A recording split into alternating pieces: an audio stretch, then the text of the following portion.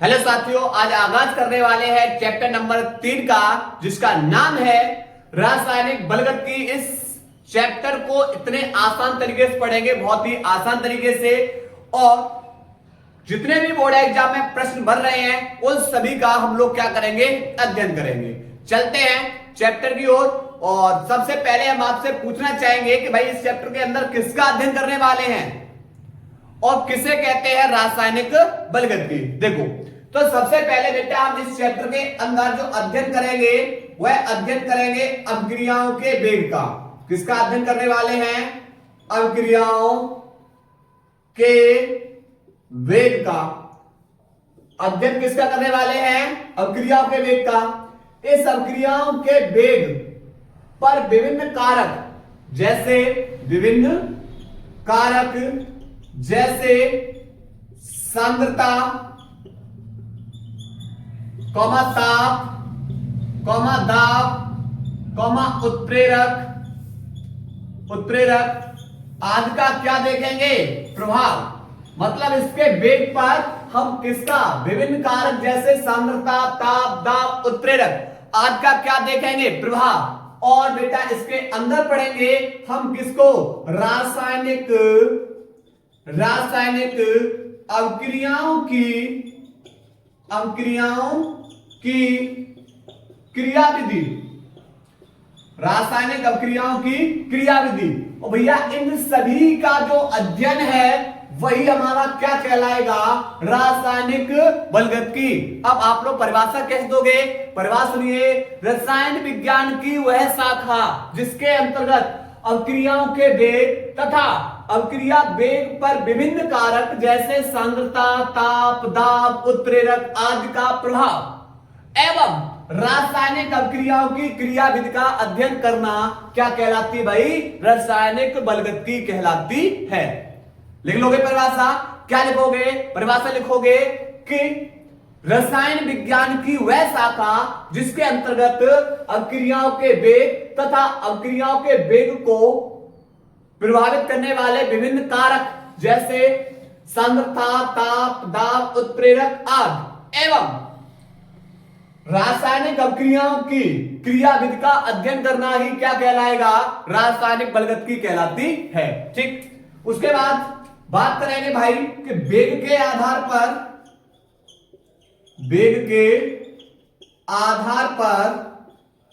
अभिक्रियाओं के प्रकार।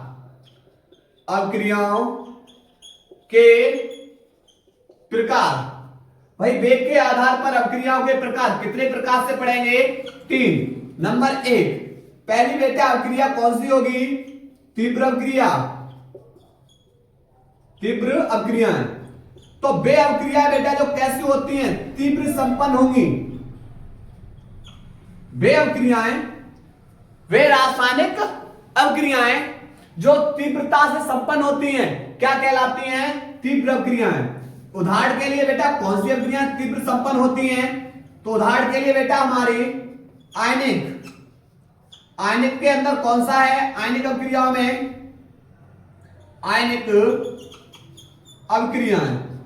आयनिक अभिक्रियाओं में जैसे अवक्षेपण व उदासीनीकरण। बेटा ये अभिक्रिया कौन सी होती है? हमारी आयनिक अभिक्रिया। जैसे HCl प्लस NaOH एरो। आप बोलो H पे प्लस Cl पे माइनस Na प्लस OH पे माइनस H प्लस जाएगा OH के साथ, Na प्लस जाएगा Cl के साथ, तो NaCl प्लस HOH। तो ऐसी अभिक्रिया बेटा कैसी होती हैं? तीव्रता से संपन्न होती हैं। ठीक है, ये होगी हमारी तीव्र अभिक्रियाएं। दूसरी है हमारी मंद अभिक्रियाएं। तो मंद अभिक्रिया क्या है? कि वे अभिक्रिया जो बेटा कुछ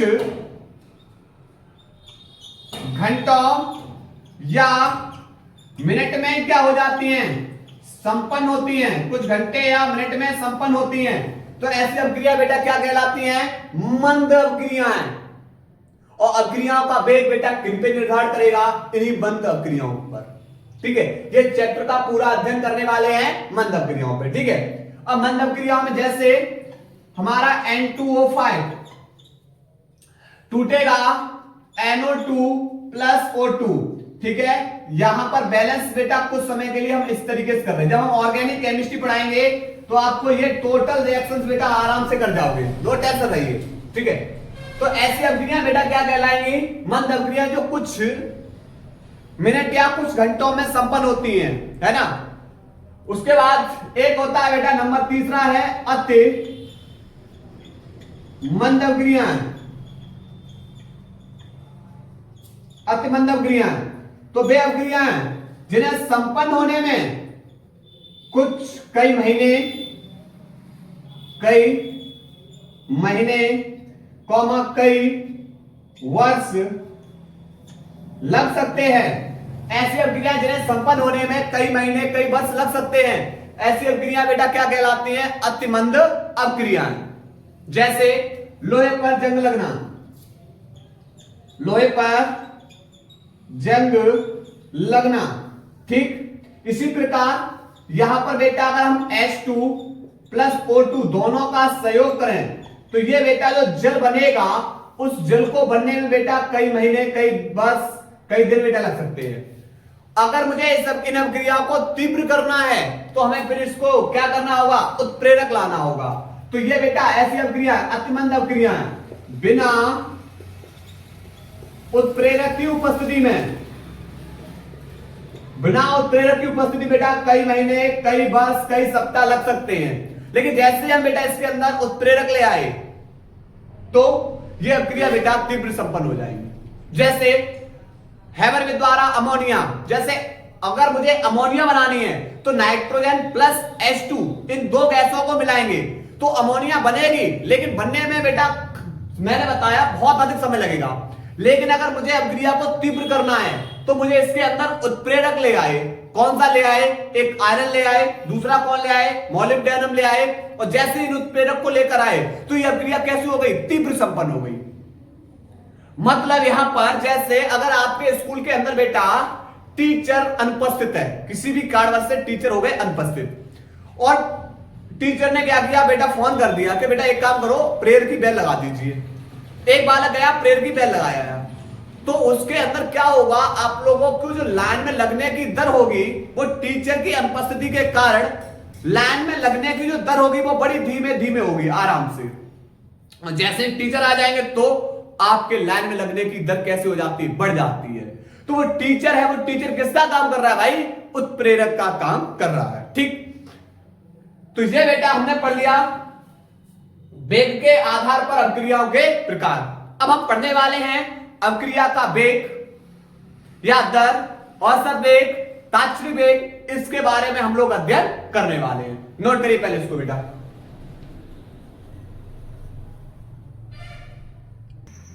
इसके बाद बेटा हम लोग अध्ययन करने वाले हैं अभिक्रिया का वेग। यहां से आप लोग क्वेश्चन बेटा एक पूछा जाता है, अभिक्रिया का वेग, औसत वेग, तात्क्षणिक वेग, इनमें से आपको बेटा एक प्रश्न निश्चित देखने के लिए मिलता है। किसे कहते हैं? अभिक्रिया का वेग या दर इकाई समय में अभिकारक या उत्पाद की सांद्रता में होने वाले परिवर्तन को अभिक्रिया की दर या क्या बोलते हैं? वेग कहते हैं। क्या बताया हमने? बताया इकाई समय में। क्या बताया हमने बताया भाई इकाई समय में अभिकारक या उत्पाद, अभिकारक अथवा उत्पाद की सांद्रता में होने वाले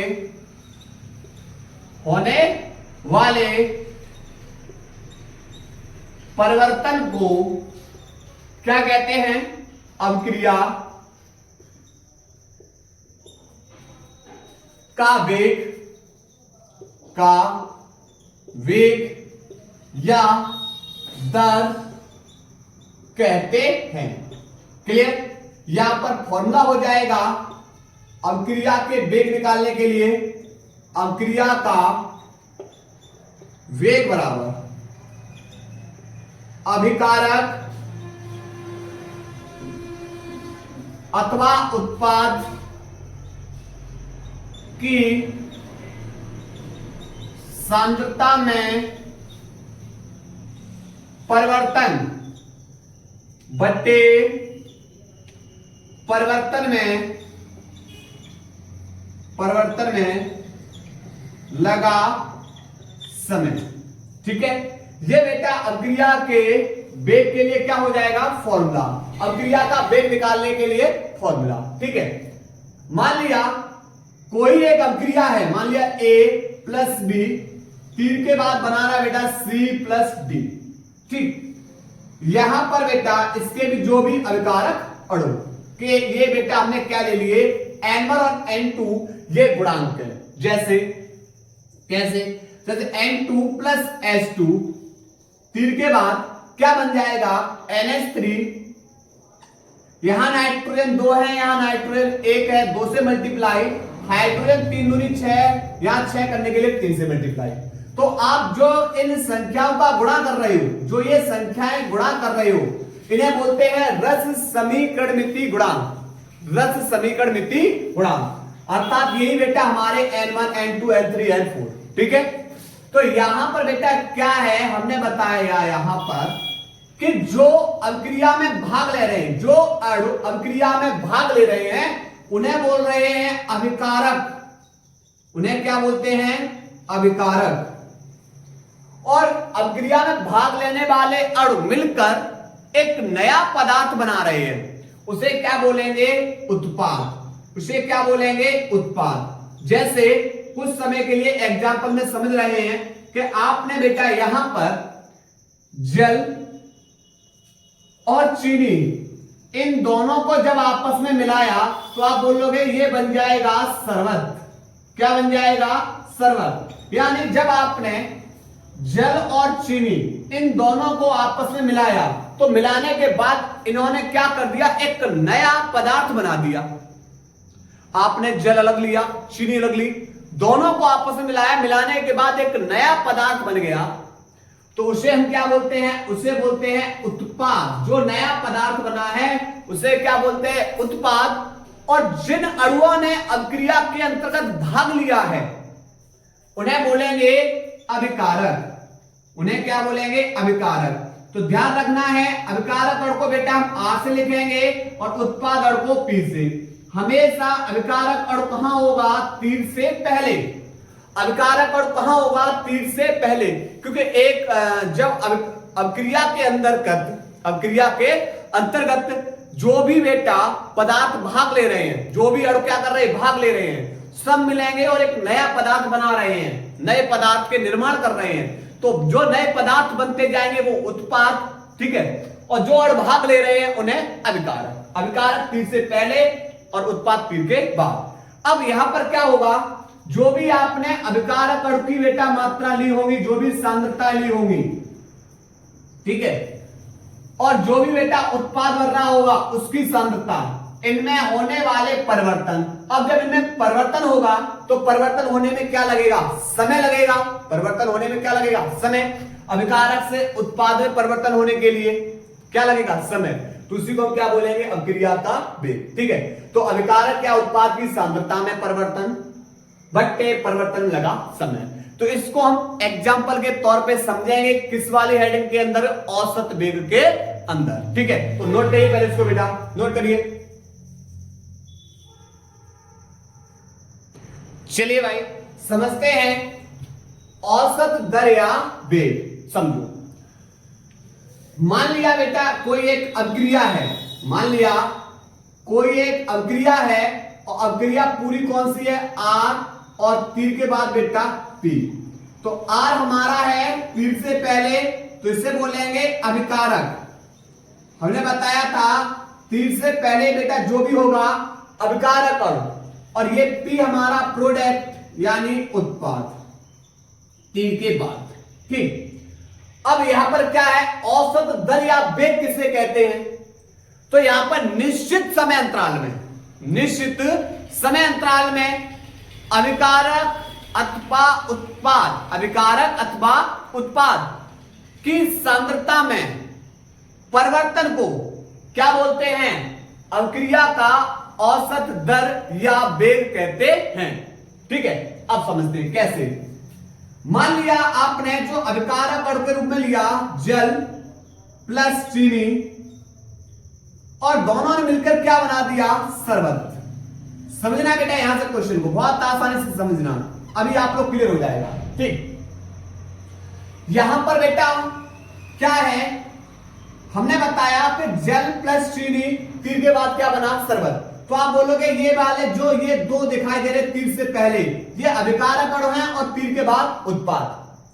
मान लिया हमने बेटा जो अभिकारक अणु की जो सांद्रता ली है वो कितनी ली है? 10। अभिकारक अणुओं की सांद्रता कितनी ली? हमने 10 ली है। ठीक है, 10 मोल प्रति लीटर। ठीक, चलिए कैसे? तो यहां पर इधर रखेंगे R को और इधर रखेंगे बेटा किसको? P को, कि अभिकारक अणु की सांद्रता में क्या परिवर्तन हो रहा है?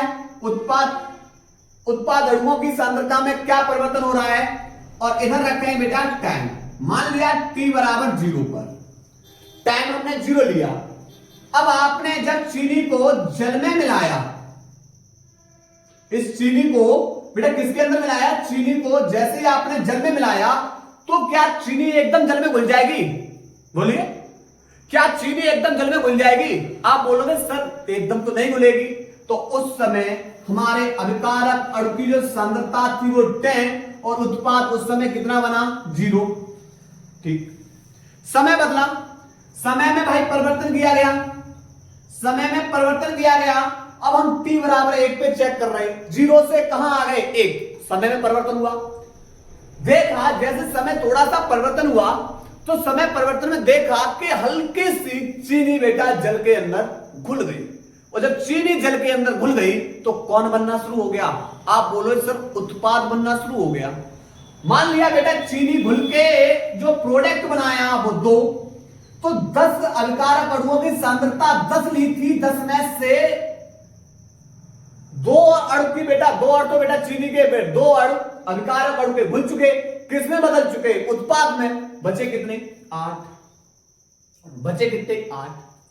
थोड़ा सा समय और गुजरा, t बराबर 2 पे देखा कि चीनी और ज्यादा बेटा जल के अंदर घुल गई, उत्पाद और ज्यादा बना, मान लिया 4।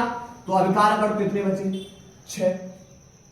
t बराबर बेटा 3 पे देखा गया कि भाई यहां पर अभिकारक अणु और ज्यादा घुल चुके, अभिकारक 6, अभिकारक बेटा सॉरी उत्पाद के अणु कितने बन चुके? 6, और अभिकारक अभी भी अब कितने बचे? 4।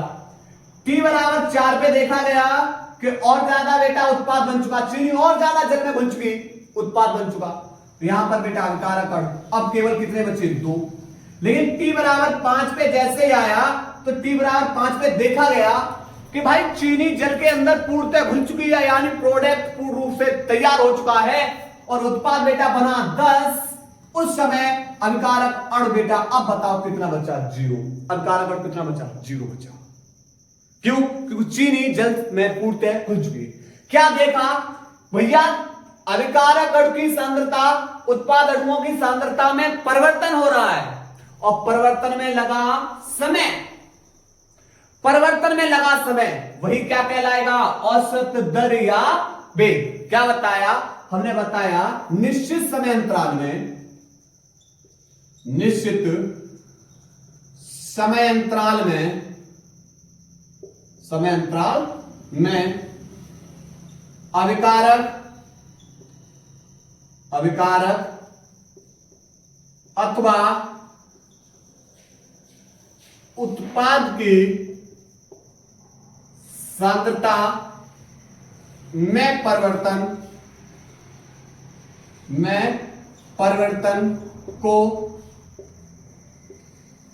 अभिक्रिया का औसत वेग या दर कहते हैं। ठीक, अब यहां से मुझे क्या निकालना है? मुझे अभिकारक अणुओं का औसत वेग निकालना है। मुझे किसका वेग निकालना है? अविकारक अणुओं का औसत वेग। अविकारक अणुओं का औसत वेग कैसे निकालोगे? तो आप बोलोगे भाई अविकारक की सांद्रता, अगर मुझे अविकारक अणुओं का औसत वेग निकालना है तो मुझे देखना होगा अविकारक अणुओं की सांद्रता में परिवर्तन बट्टे परिवर्तन में लगा समय। तो अविकारक अणुओं की सांद्रता में परिवर्तन बट्टे परिवर्तन में लगा समय। चलिए निकालते हैं भाई। अविकारक अणु को किस लिखते हैं? आर से, परिवर्तन है डेल्टा बट्टे परिवर्तन लगा समय यानी डेल्टा टी। ठीक, अर्थात इसे लिख सकते हैं, कैसे लिख सकते हैं? अंतिम सांद्रता, अविकारक अणुओं की अंतिम सांद्रता माइनस प्रारंभिक सांद्रता बट्टे अंतिम समय माइनस के प्रारंभिक समय। ठीक है, यह हमारा क्या हो जाएगा? अविकारक अणुओं का औसत वेग। अब सुनो, मैंने मान लिया मुझे बेटा बताना है t बराबर 1 पे, t बराबर 1 से और t बराबर 4 के बीच में अविकारक और उत्पाद की सांद्रता में क्या परिवर्तन हुआ। चलिए भाई, t बराबर 1 से और t बराबर 4 के बीच में मुझे अविकारक और उत्पाद की जो उत्पाद अणुओं का हमें क्या निकालना? औसत वेग। क्या निकालना? औसत वेग। कहां से कहां तक निकालना है? 1 से और 4 तक। तो आप बोलिए चलिए अविकारक अणुओं का औसत वेग निकालेंगे। t बराबर 1, प्रारंभिक बेटा सांद्रता अविकारक अणु की 8 थी, अंतिम सांद्रता बेटा कहां पे चेक कर रहे हैं? 4 पे। तो अंतिम सांद्रता कितनी है? 2। तो यहां पर अंतिम सांद्रता माइनस प्रारंभिक सांद्रता बट्टे अंतिम समय 4 माइनस प्रारंभिक समय 1। तो आप बोलोगे सर माइनस के 8 में से प्लस के 2 गए तो माइनस के 6 बट्टे 4 में से गया 3, 3 दूनी 6। अर्थात बेटा यहां पर जो वेग निकलेगा वो कितना निकला? माइनस के 2। माइनस यह बता रहा है भैया कि अविकारक अणुओं का जो वेग है वो घट रहा है। ठीक, चलिए अब हम निकालेंगे उत्पाद। हम निकालेंगे उत्पाद अणुओं का औसत वेग। तो आप लगाओगे उत्पाद की सांद्रता में परिवर्तन बट्टे परिवर्तन में लगा समय। परिवर्तन में लगा समय। ठीक, लगाओ।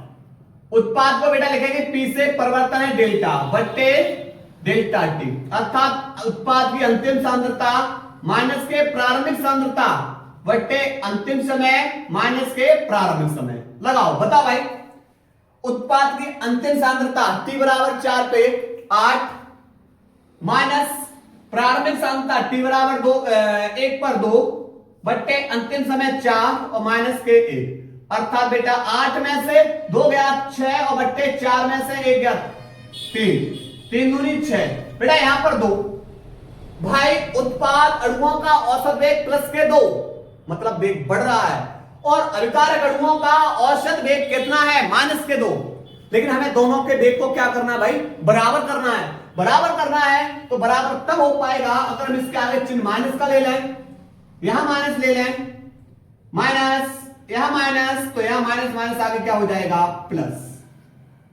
देखिए, तो हमें बेटा अविकारक और उत्पाद दोनों के दोनों का हमें क्या करना है? वेग बराबर करना है।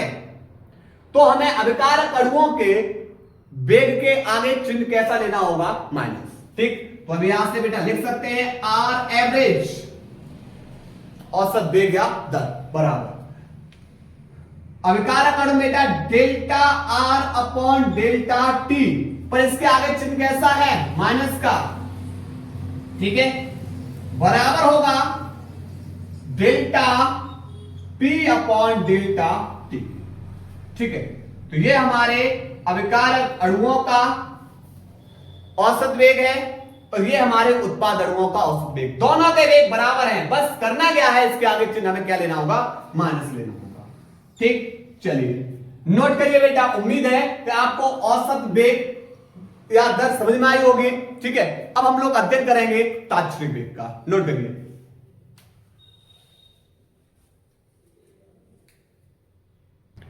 इसके बाद बेटा तात्क्षणिक वेग क्या है। तात्क्षणिक वेग अगर हम बेटा लिमिट लगा दें, उसके समय पर क्या लगाते हैं, लिमिट, तो लिमिट लगाने पर बेटा वो क्या बन जाएगा, तात्क्षणिक। क्या बन जाएगा, तात्क्षणिक।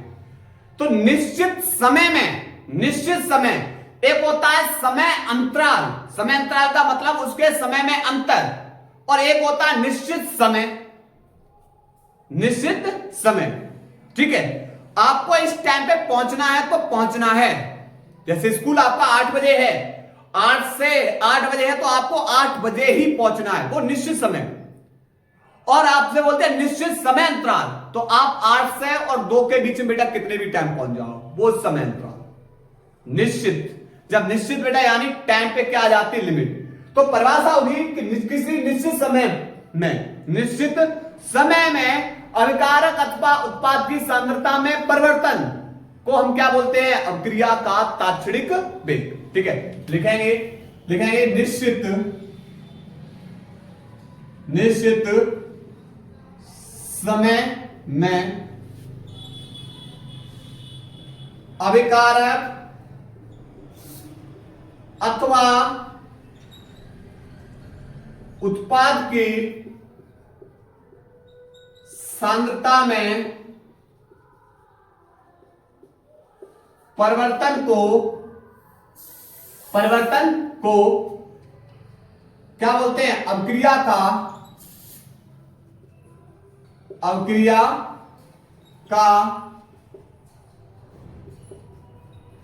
तात्क्षणिक वेग कहते हैं। इसे RINST से प्रदर्शित करते हैं।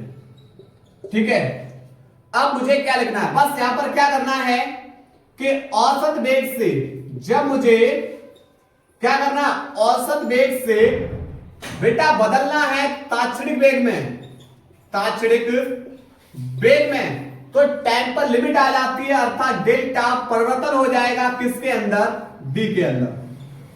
जब आपको औसत वेग से तात्क्षणिक वेग में जाना है तो आप डेल्टा को परिवर्तन कर दो डी के अंदर, अर्थात RINST बराबर डी आर अपॉन dt, या डेल्टा था वहां बेटा डी आ जाएगा। ठीक है, चिन्ह किसका हो जाएगा, माइनस का, बराबर डी पी अपॉन dt। ठीक, तो बेटा ये रहा हमारा कौन, तात्क्षणिक वेग। अब यहां पर बात आ रही है तात्क्षणिक वेग का व्यंजक लिखना। बात आ रही भाई तात्क्षणिक वेग का व्यंजक कैसे लिखेंगे। मैंने मान लिया एक अभिक्रिया है a प्लस बी, तीर के बाद बना रही है c plus D, c plus D. ठीक, इसके गुणांक n1, n2, n3, n4, यानी इन्हें बोलते हैं रस समीकरणितीय गुणांक, अर्थात अभिक्रिया को बैलेंस करने वाले गुणांक। ठीक है, अब मुझे इसका बेटा क्या लिखना है, मुझे इसका लिखना है तात्क्षणिक वेग। क्या लिखना है, तात्क्षणिक वेग, I, वो RINST बराबर। लेकिन तात्क्षणिक वेग के लिए बेटा फॉर्मूला तो ये होता है ना, वेग लिखने का फॉर्मूला ये होता है। कैसे लिखेंगे, देखो अब यहां पर तीर से पहले आपको कौन दिखाई दिए, तीर से पहले आपको है अभिकारक अणु दिखाई दे रहे हैं, और तीर के बाद आपको कौन दिखाई दे रहे हैं, उत्पाद अणु। ठीक, ये अभिकारक अणु है और ये उत्पाद अणु है। चलिए तो लिखेंगे, तो यहां पर माइनस डी आर, अभिकारक अणु कितने हैं हमारे पास, 2, पहला कौन है ए बटे dt बराबर, ठीक है, या इस तरीके से INST बराबर। दूसरा कौन है, दूसरा बेटा हमारा है अभिकारक कौन है हमारा B बटे dt। अब उसके बाद उत्पाद, तो उत्पाद को लिखेंगे RINST बराबर। उत्पाद बेटा कौन है P, P की जगह बेटा उत्पाद कितने हैं, उत्पाद ही हमारे दो हैं, तो P की जगह बेटा लिखो C बटे dt IRNST बराबर। बेटा यहां पर दूसरा उत्पाद कौन है D, लिखो D, तो P की जगह D बट्टे dt, ठीक। देखो R की जगह बेटा R में हमारे दो अभिकारक थे, तो R की जगह A, R की जगह B, उत्पाद हमारे दो थे, तो P की जगह C और P की जगह D। यहां तक पहले लिखोगे, अभिकारक के आगे चिन्ह कैसा ले लोगे, माइनस का। अब बात आ रही है भैया यहां पर जो इनके गुणांक है उन गुणांकों को कहां ले जाएं, तो इनके गुणांकों को बेटा कहां लेकर जाना है, इनके भाग में। कहां ले जाना है, भाग में। 1 बट्टे n1 इसका गुणांक n2, b का गुणांक n2 है, भाग में ले जाओ। c का गुणांक n3 है, भाग में ले जाओ। इसका गुणांक n4 है, भाग में ले जाओ।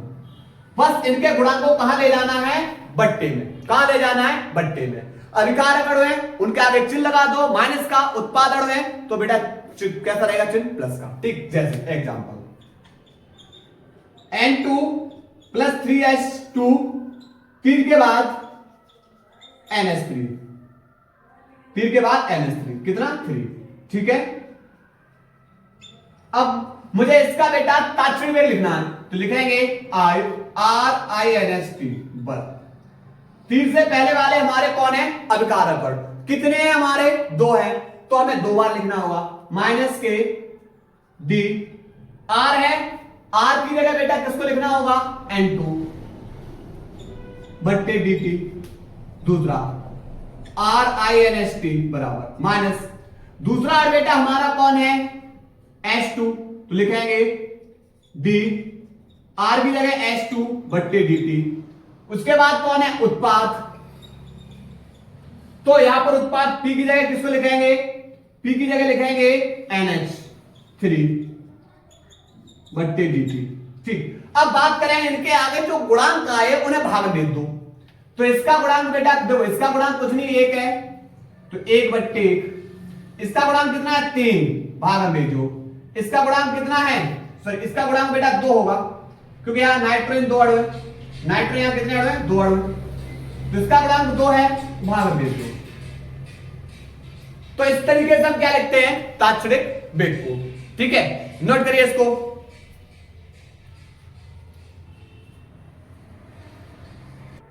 इसके बाद बेटा हम लोग अध्ययन करने वाले हैं अभिक्रिया के वेग को प्रभावित करने वाले कारक। क्या क्या कारक है जो अभिक्रिया के वेग को प्रभावित करते हैं। पहला है बेटा अभिकारक अणुओं की सांद्रता। अभिकारक अणुओं की सांद्रता क्या है समझो, अगर हम अभिकारक अणुओं की सांद्रता, तापमान कैसा रखना है, निश्चित ताप पर अगर हम अभिकारक अणुओं की सांद्रता में क्या करते हैं, वृद्धि करते हैं, तो वृद्धि करने पर उनके मध्य जो प्रभावी टक्कर है उन टक्करों की संख्या बेटा क्या हो जाएगी, बढ़ जाएगी। और जब टक्करों की संख्या बढ़ेगी तो अभिक्रिया का क्या हो जाएगा, वेग भी बढ़ जाएगा। क्यों, कि जब इनमें आपस में टक्कर होगी तो बेटा बहुत तेजी से ये क्या बनेंगे, उत्पाद को बनाएंगे, ठीक है। तो यहां पर हमने क्या बताया कि जो अभिक्रिया का वेग है, अभिक्रिया का वेग है वह निर्भर कर रहा है किस पे, अभिकारक अणुओं की सांद्रता पर। अर्थात अभिकारक अणुओं की सांद्रता बढ़ाने पर अभिक्रिया का वेग बढ़ जाता है, क्योंकि अभिकारक अणुओं की सांद्रता में वृद्धि करने पर उनके मध्य प्रभावी टक्करों की संख्या बढ़ जाती है, जिससे अभिक्रिया के वेग में भी क्या हो जाती है, वृद्धि हो जाती है, ठीक है।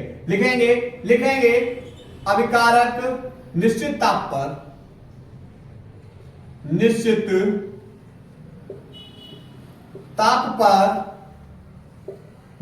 पर अभिकारक अणुओं की संख्या में वृद्धि करने पर प्रभावी टक्करों की संख्या बढ़ जाती है। टक्करों की संख्या बढ़ जाती है, जिससे अभिक्रिया का वेग बढ़ जाता है। ठीक। दूसरा, ताप, इफेक्ट ऑफ टेम्परेचर, ताप का प्रभाव। अगर हम अभिक्रिया के ताप में क्या करते हैं, वृद्धि करते हैं, तो तापमान में वृद्धि करने पर अभिक्रिया का वेग भी बढ़ जाता है। और अधिकांशतः जो अभिक्रियाएं होंगी, अगर उनके ताप में 10 डिग्री सी की वृद्धि कर देंगे तो अभिक्रिया का वेग बेटा कितना हो जाता है, 2 गुना। क्योंकि तापमान बढ़ा हुआ, जैसे आपने जल के अंदर नमक को डाला, ताप में वृद्धि कर दी, तो बहुत तेजी से उत्पाद बनेगा, बहुत तेजी से घुलेगी, अर्थात उसका वेग कैसा हो जाएगा, बढ़ जाएगा। ठीक है, तो लिखेंगे इसमें, लिखेंगे ताप में वृद्धि करने पर अभिक्रिया का वेग बढ़ जाता है। सामान्य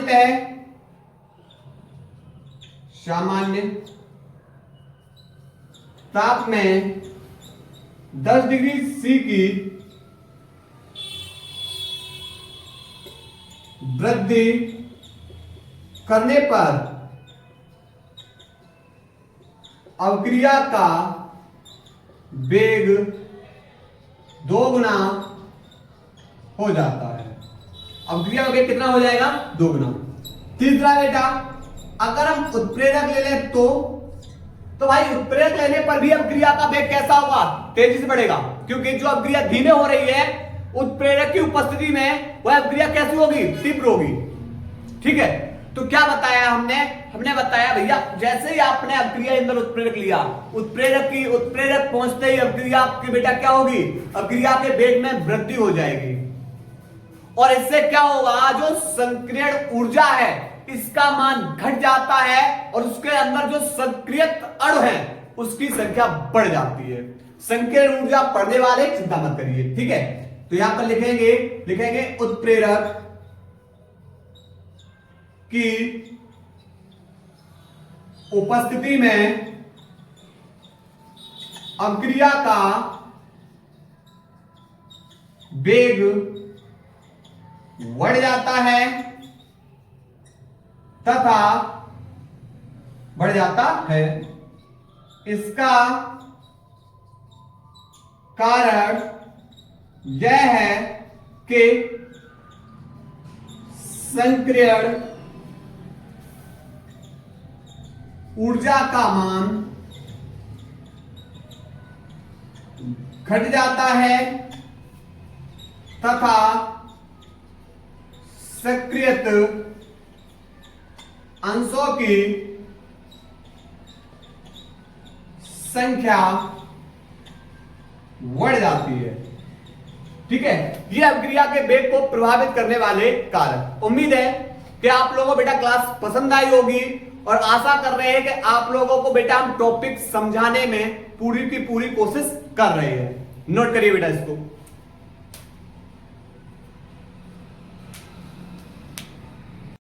इसके बाद बेटा हम लोग अध्ययन करने वाले हैं वेग नियम या दर व्यंजक का। चलिए समझते हैं वेग नियम या दर व्यंजक के बारे में। समझो, सबसे पहले हम लोगों ने देखा था कि अभिक्रिया के वेग को प्रभावित करने वाले कारक, कि भाई कौन कौन से कारक हैं जो अभिक्रिया के वेग को प्रभावित करते हैं।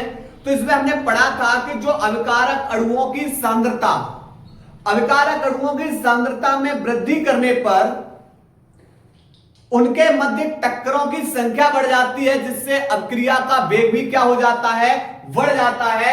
अर्थात वेग समानुपाती है किसके भाई? अभिकारक अणुओं की सांद्रता के। वेग समानुपाती भाई किसके है? अभिकारक अणुओं की सांद्रता के। क्लियर? अर्थात अब मैंने मान लिया कि यहां पर एक अभिक्रिया ले ली, एक अभिक्रिया यानी A प्लस बी, तीन के बाद बेटा बना रहा उत्पाद C प्लस D। इनके बेटा गुणांक N1, N2, N3 और N4। क्लियर? ये बेटा हमारे क्या हैं? ये हमारे रस समीकरण मिति गुणांक है N1, N2। ठीक, यहां पर 30 से पहले वाले ये होंगे हमारे अभिकारक अणु, अभिकारक अणु, और 3 के बाद वाले कौन होंगे? उत्पादन। लेकिन यहां पर अभिक्रिया का वेग निर्भर किस पे कर रहा है? भाई बताओ, अभिक्रिया का वेग निर्भर किस पे कर रहा है? तो आप बोलोगे सर ये अभिक्रिया का जो वेग है वह अभिकारक अणुओं पर निर्भर कर रहा है, अभिकारक अणुओं की सांद्रता पर निर्भर कर रहा है। क्लियर? तो हमने बोला कि भाई अभिकारक जो अभिक्रिया का वेग है अभिकारक अणुओं के लिए किससे लिखते हैं? तो यहां पर लिखते हैं dr अपॉन dt, अभिकारक अणुओं के लिए अभिक्रिया का वेग। अगर उत्पाद अणुओं के लिए अभिक्रिया का वेग लिखते तो dp अपॉन dt। यह समानुपाती होगा किसके? जो आपके सामने दिखाई दे रहे हैं अभिकारक अणु, इनकी सांद्रता A और B, इनके गुणनफल, इनके क्या आ जाएगा? गुणनफल के कैसा होगा? समानुपाती। यहां पर जो N1 और N2 गुणांक हैं इसकी जगह लिखकर ला रहे बेटा हम इसके A की पावर x और B की पावर y।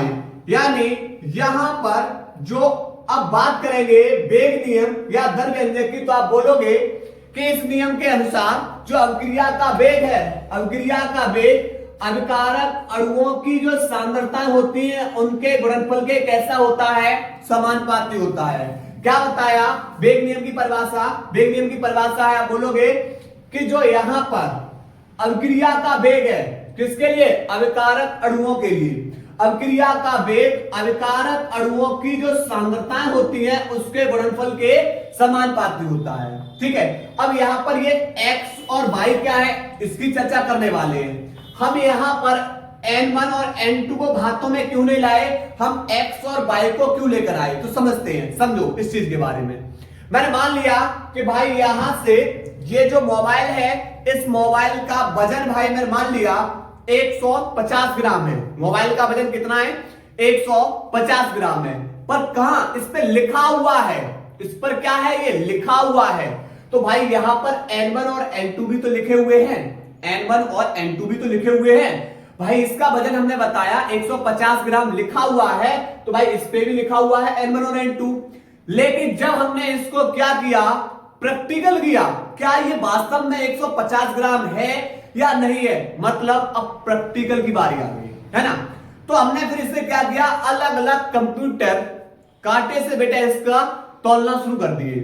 तो बेटा कहीं पर तो बेटा 149.6 दिखाई दे रहा है, कहीं पर 148.7, कहीं पर 149.4, मतलब कुछ इस तरीके से, और कहीं पर बेटा 150 भी दिखाई दे सकता है। मतलब ये वाले हैं, ये वाले बेटा यहां पर जो x और y है ये बेटा हम मान कब निकाले? प्रैक्टिकल के द्वारा। और ये बेटा यहां पर क्या है? लिखा हुआ मान है। क्लियर? तो यहां पर x व y के मान, x व y के मान, x व y के मान N1 व N2 के बराबर हो भी सकते हैं, हो भी सकते हैं और नहीं भी, नहीं भी। क्लियर? ये बराबर हो भी सकते हैं और नहीं भी हो सकते हैं। ठीक है, तो अब यहां से होगा क्या? समानुपाती का चिन्ह हटाएंगे, बराबर का चिन्ह लाएंगे, तो माइनस के dr अपॉन dt, बराबर का चिन्ह एक कांस्टेंट लाइक के a की पावर x इंटू b की पावर y। ठीक है, चलिए समझते हैं। अब यहां पर k क्या है? k हमारा है वेग स्थिरांक, भाई कांस्टेंट है, वेग स्थिरांक या विशिष्ट अभिक्रिया वेग, विशिष्ट अभिक्रिया वेग। क्लियर? तो परिभाषा क्या लिखेंगे भाई? परिभाषा लिखेंगे इस नियम के अनुसार, इस नियम के अनुसार अभिक्रिया का वेग, अभिक्रिया का वेग अभिकारक अणुओं की सांद्रताओं के गुणनफल के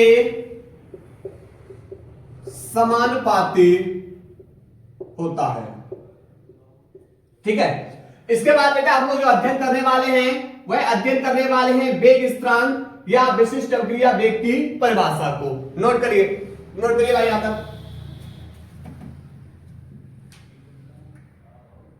इसके बाद देखो बेटा, अब पढ़ने वाले हैं विशिष्ट अभिक्रिया वेग या वेग स्थिरांक। समझो क्या निकाला था? जो भैया अभिक्रिया का वेग है किसके लिए? अभिकारक अणुओं के लिए, वह बराबर है के a की पावर x इंटू b की पावर y। ठीक है, और यहां पर जो k है यही k हमारा विशिष्ट अभिक्रिया वेग या वेग स्थिरांक है। अब समझो, मैंने मान लिया कि माना जो आपने अभिकारक अणुओं की सांद्रताएं ली है, मैंने मान लिया वो इकाई है। अभिकारक अणुओं की सांद्रता मैंने क्या मान लिया? इकाई है, अर्थात a और b। बेटा इनकी जो सांद्रताएं हमने ले ली है वो कितनी ली है? इकाई, यानी 1। तो जब एक यहां पर लगाओगे, एक यहां पर लगाओगे, और एक की पावर अगर कुछ भी सही, एक्स वाई जेड कुछ भी सही, तो उसका मान बेटा कितना होगा? एक ही होगा। एक की पावर 100 मतलब तब भी एक 100 बार लिखा हुआ है। एक की पावर 1000 तब भी एक मान, मतलब एक की पावर कुछ भी हो तब भी मान बेटा उसका कितना रहेगा? 1। तो माइनस के dr अपॉन dt बराबर, जब यहां एक लगाओगे एक की पावर कुछ भी हो एक ही रहेगा, यहां पर एक लगाओगे एक की पावर कुछ भी हो वही रहेगा, तो यहां कौन बचेगा? केवल k। तो आप बोलोगे कि ये जो हमारा है ये अभिक्रिया का वेग है, अभिक्रिया का वेग है, और k हमारा क्या है? विशिष्ट अभिक्रिया वेग या वेग स्थिरांक, या क्या हमारा? वेग स्थिरांक। तो आप लोग देख रहे हो कि भाई विशिष्ट अभिक्रिया वेग है, विशिष्ट अभिक्रिया वेग वह बराबर हो रहा है किसके? अभिक्रिया के वेग के। कब? जब अभिकारक अणुओं की सांद्रता हम कैसी करते हैं? इकाई। तो आप परिभाषा बोलोगे विशिष्ट अभिक्रिया वेग या वेग स्थिरांक। विशिष्ट अभिक्रिया वेग या वेग स्थिरांक अभिक्रिया के उस वेग के बराबर होता है जिसमें अभिकारक अणुओं की सांद्रता कैसी हो? इकाई हो। ठीक है, परिभाषा लिखेंगे, परिभाषा लिखेंगे विशिष्ट अभिक्रिया वेग या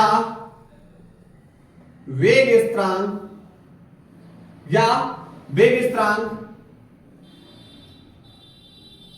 अभिक्रिया के उस वेग के बराबर होता है जिसमें अभिकारक अणुओं की सांद्रता इकाई हो, अभिकारक अणुओं की सांद्रता इकाई हो। क्लियर? चलिए बेटा नोट करिएगा इसको भाई।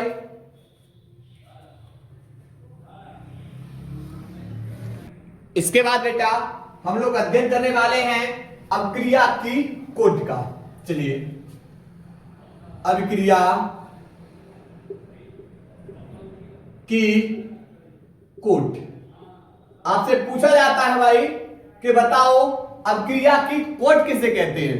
तो आप लोगों ने देखा, क्या देखा कि जो अभिक्रिया का वेग है वह समानुपाती है भाई किसके, अभिकारक अणुओं की सांद्रता के।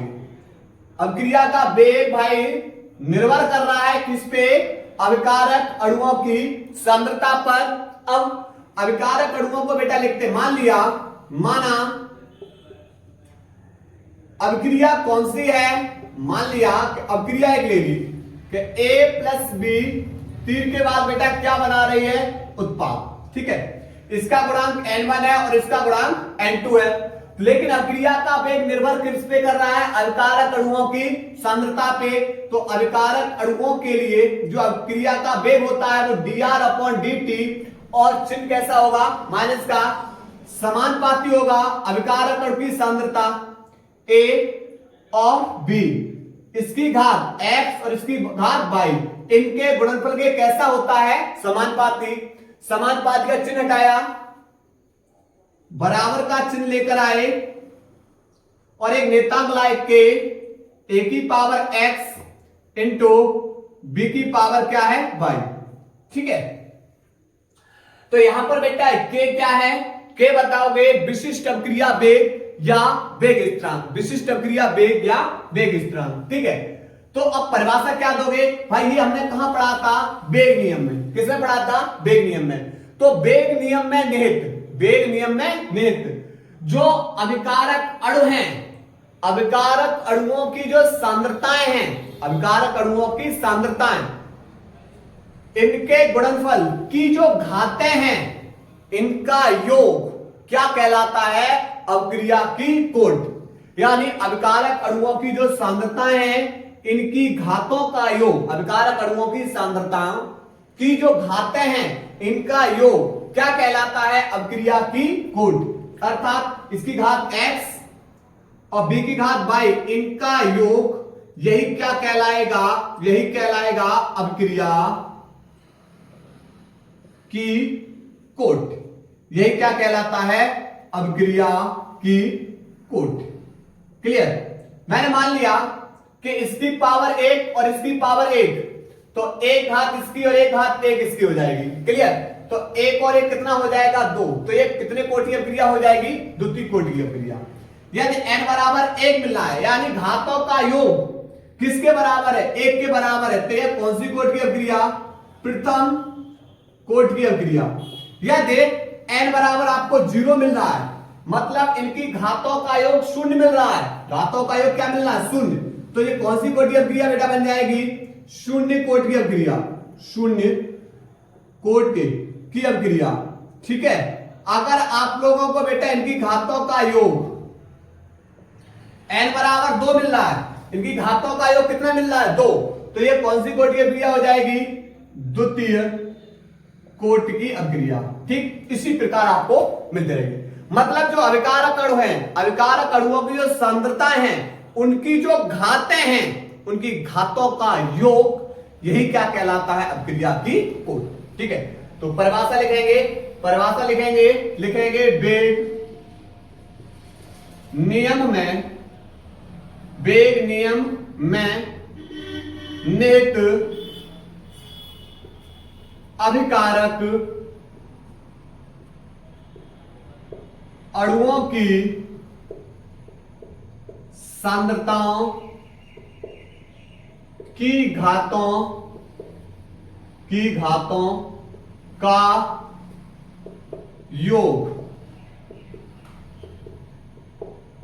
अभिक्रिया की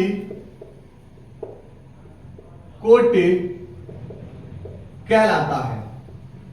क्लियर, वेग नियम में निहित अभिकारक अणुओं की सांद्रताओं की घातों का योग अभिक्रिया की क्या कहलाएगा, कोट कहलाता है। ठीक है, अब हम लोग बेटा पढ़ने वाले हैं शून्य कोटि की अभिक्रिया, बोर्ड एग्जाम में आपकी आती है प्रथम कोटि की अभिक्रिया।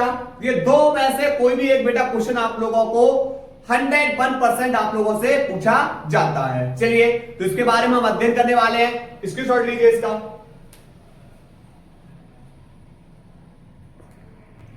चलिए भाई, पढ़ते हैं शून्य कोटि की अभिक्रिया।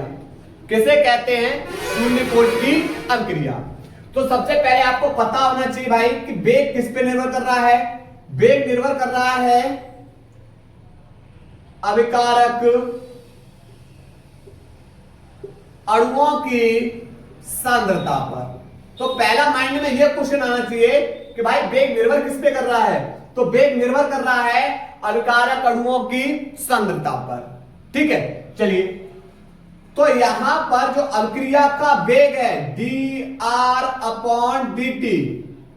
अभिक्रिया का वेग है वह निर्भर करेगा अभिकारक अणुओं की सांद्रता पे।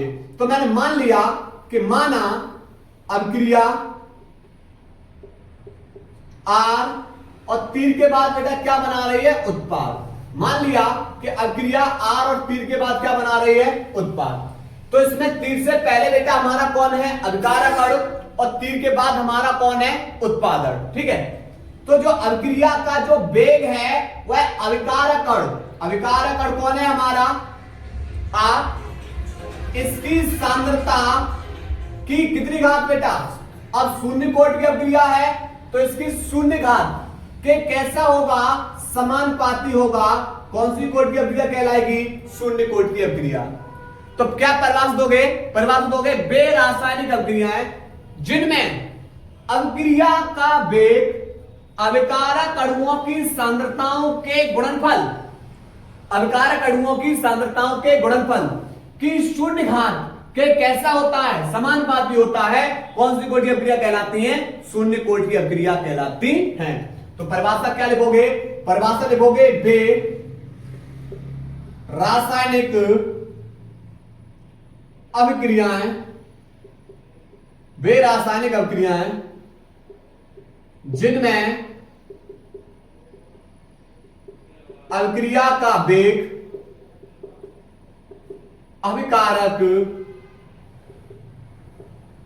अभिकारक अणुओं की सांद्रताओं के गुणनफल की शून्य घात, गुणनफल की शून्य घात के समानुपाती होता है, शून्य घात के समानुपाती होता है।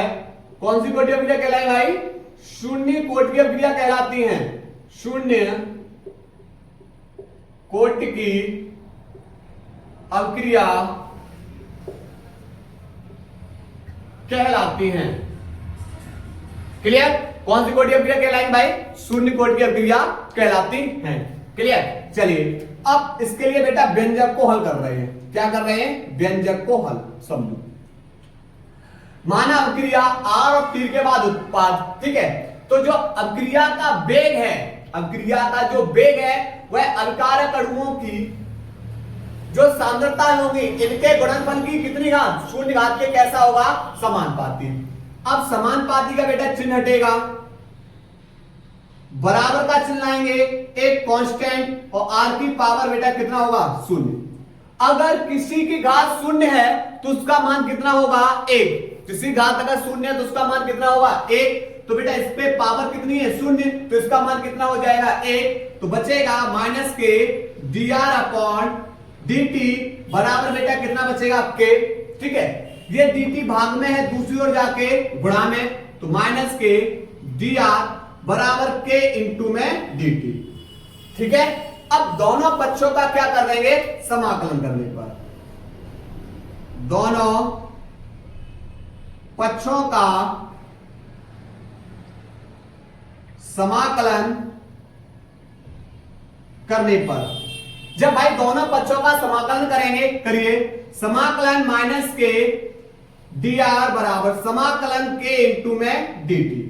ठीक है, अब यहां से क्या होगा, एक फॉर्मूला होता है d के सापेक्ष x का समाकलन x, तो d के सापेक्ष बेटा r का समाकलन r, चिन्ह किसका है, माइनस का, तो माइनस बराबर जो कांस्टेंट होता है उसका समाकलन नहीं होता, तो कांस्टेंट हमारा k है, वेग, वेग स्थिरांक या विशिष्ट अभिक्रिया वेग, तो इसका समाकलन नहीं होगा, तो d के सापेक्ष फिर t का समाकलन t और प्लस में एक समाकलन स्थिरांक, किसको ले आए, c। सी हमारा है समाकलन स्थिरांक, इसे समीकरण नंबर 1 क्या डाल दिया 1। मैंने मान लिया, माना r बराबर बेटा लगाएंगे r0 और t बराबर क्या लगाएंगे 0। तो r की जगह लगाओ बेटा r0 बराबर k इंटू t की जगह लगाओ 0 और प्लस में c। तो यहां पर बेटा ये 0 हो जाएगा, तो यहां से किसका मान निकाल लिया, समाकलन स्थिरांक का मान। तो c बराबर माइनस के r0। इस c का मान कहां लगा दो, समीकरण 1 में। c का मान समीकरण 1 में रखने पर, जब c का मान समीकरण 1 में रखेंगे तो लगाइए माइनस के r बराबर के इंटू में t। ये बेटा प्लस का चिन्ह है और c का मान किसका है, माइनस का। तो प्लस माइनस माइनस और c की जगह किसको लगाएंगे r0। अब r को बेटा एक और कर लो, r को क्या कर लेंगे, एक और कर लेंगे। तो यहां से हो जाएगा, इधर माइनस का मान है, दूसरी ओर जाके प्लस का मान, ये माइनस का r बराबर के इंटू में t। ठीक है, अब समझो यहां पर r0 बराबर, यहां पर r0 बराबर लगाएंगे बेटा a, और a हमारी क्या है, यही r0, यही है बेटा प्रारंभिक मात्रा। ये r0 हमारी क्या है, प्रारंभिक मात्रा। और r की जगह बेटा लगाएंगे किसकी जगह, r की जगह लगाएंगे a माइनस एक्स। r की जगह किसको लगाएंगे, a माइनस एक्स। और ये क्या है, ये बेटा बची हुई मात्रा। तो x क्या है, x हमारा है वियोजन की मात्रा, वियोजन की मात्रा।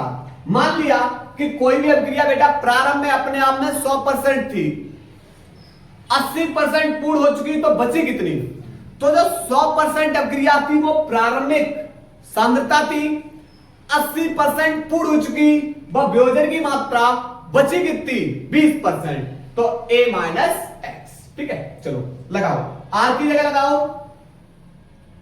r की जगह लगाओ भाई वो r0 की जगह a माइनस r की जगह a माइनस एक्स कोष्टक में बराबर k इंटू में t। इस माइनस का इसके अंदर मल्टीप्लाई कर दो, तो ये प्लस का माइनस का हो जाएगा, ये माइनस का प्लस का हो जाएगा। माइनस का a प्लस का x बराबर k इंटू में t, प्लस का a माइनस का a कैंसिल, t गुणा में है दूसरी ओर जाके भाग में, तो x अपॉन t बराबर किसके हो जाएगा, k के। तो ये हमारी रहा बेटा शून्य कोटि की अभिक्रिया के लिए व्यंजक। ठीक है, अब हम बात करेंगे इसके लक्षण की, तो पहले इसको नोट करिएगा बेटा, नोट करो।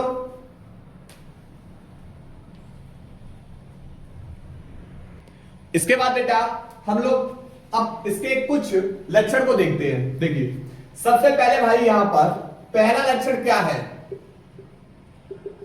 अगर हम इसके वेग स्थिरांक की इकाई की बात करें, वेग स्थिरांक की इकाई इसकी बात करें, तो यहां पर k बराबर होता है बेटा x अपॉन टी। x हमारी वियोजन की मात्रा है, मात्रा मतलब सांद्रता, मात्रा मतलब सांद्रता, और सांद्रता बराबर बेटा क्या होता है, सांद्रता बराबर होता है मोल बटे आयतन।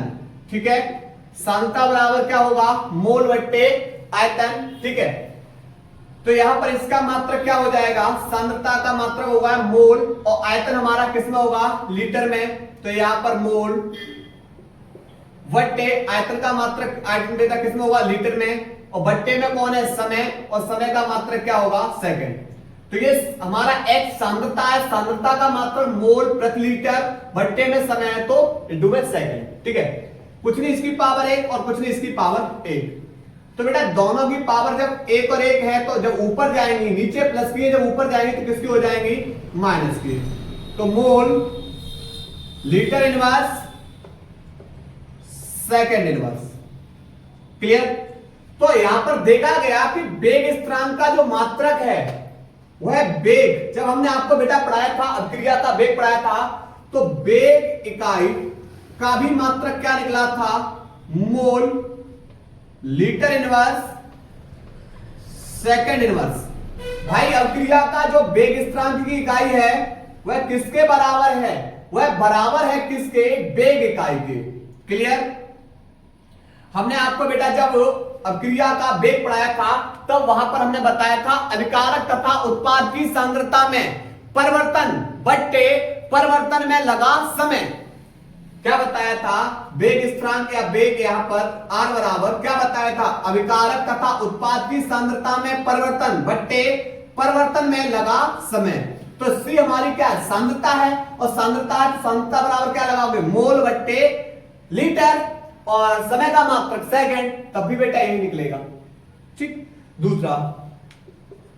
दूसरा पॉइंट क्या होता है कि यहां पर दूसरा पॉइंट है ये अभिक्रियाएं या ये अभिक्रियाएं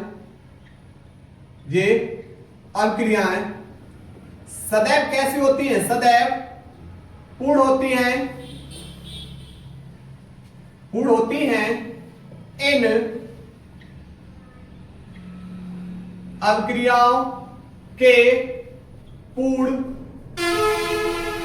होने में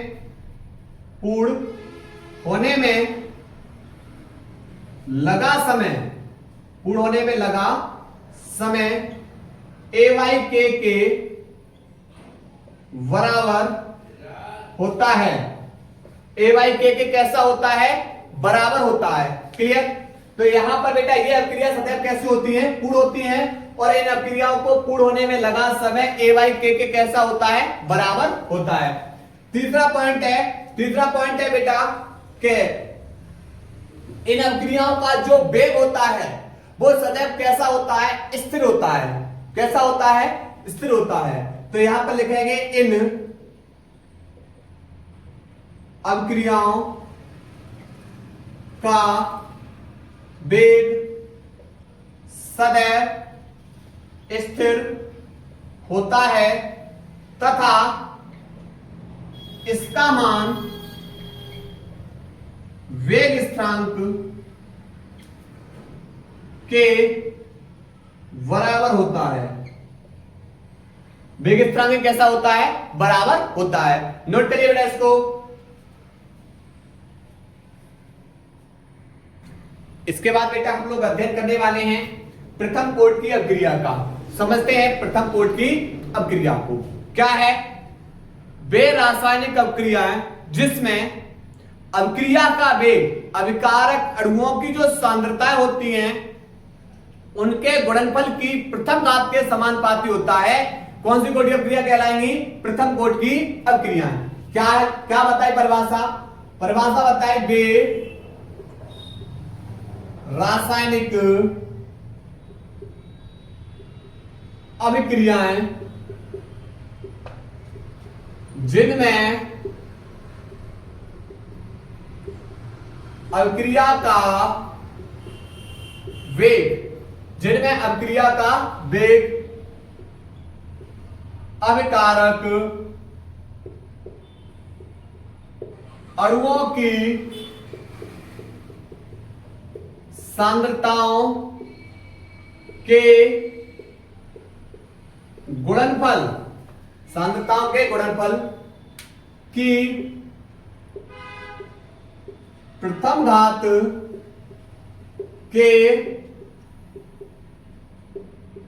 समानुपाती होता है। कौन सी कोटि अभिक्रिया कहलाएंगी? प्रथम कोटि की अभिक्रिया कहलाती हैं। प्रथम कोटि की अभिक्रिया कहलाती हैं।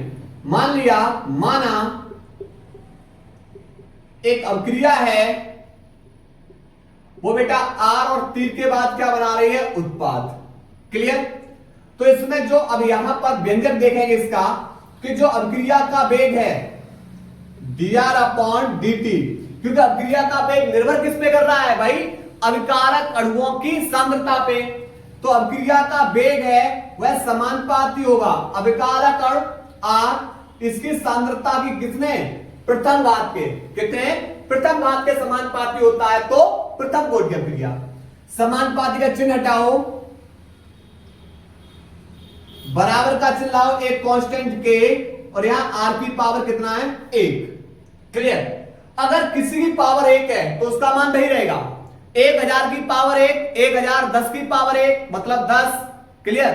100 की पावर 1 मतलब 100, तो आर की पावर 1 मतलब आर, तो आर को बेटा एक और कर लीजिए और dt भाग में दूसरी ओर जाके गुणा में, तो माइनस के dr अपॉन आर बराबर dt भाग में दूसरी ओर जाके गुणा में। अब करना क्या है, दोनों पक्षों का समाकलन करने पर, दोनों पक्षों का समाकलन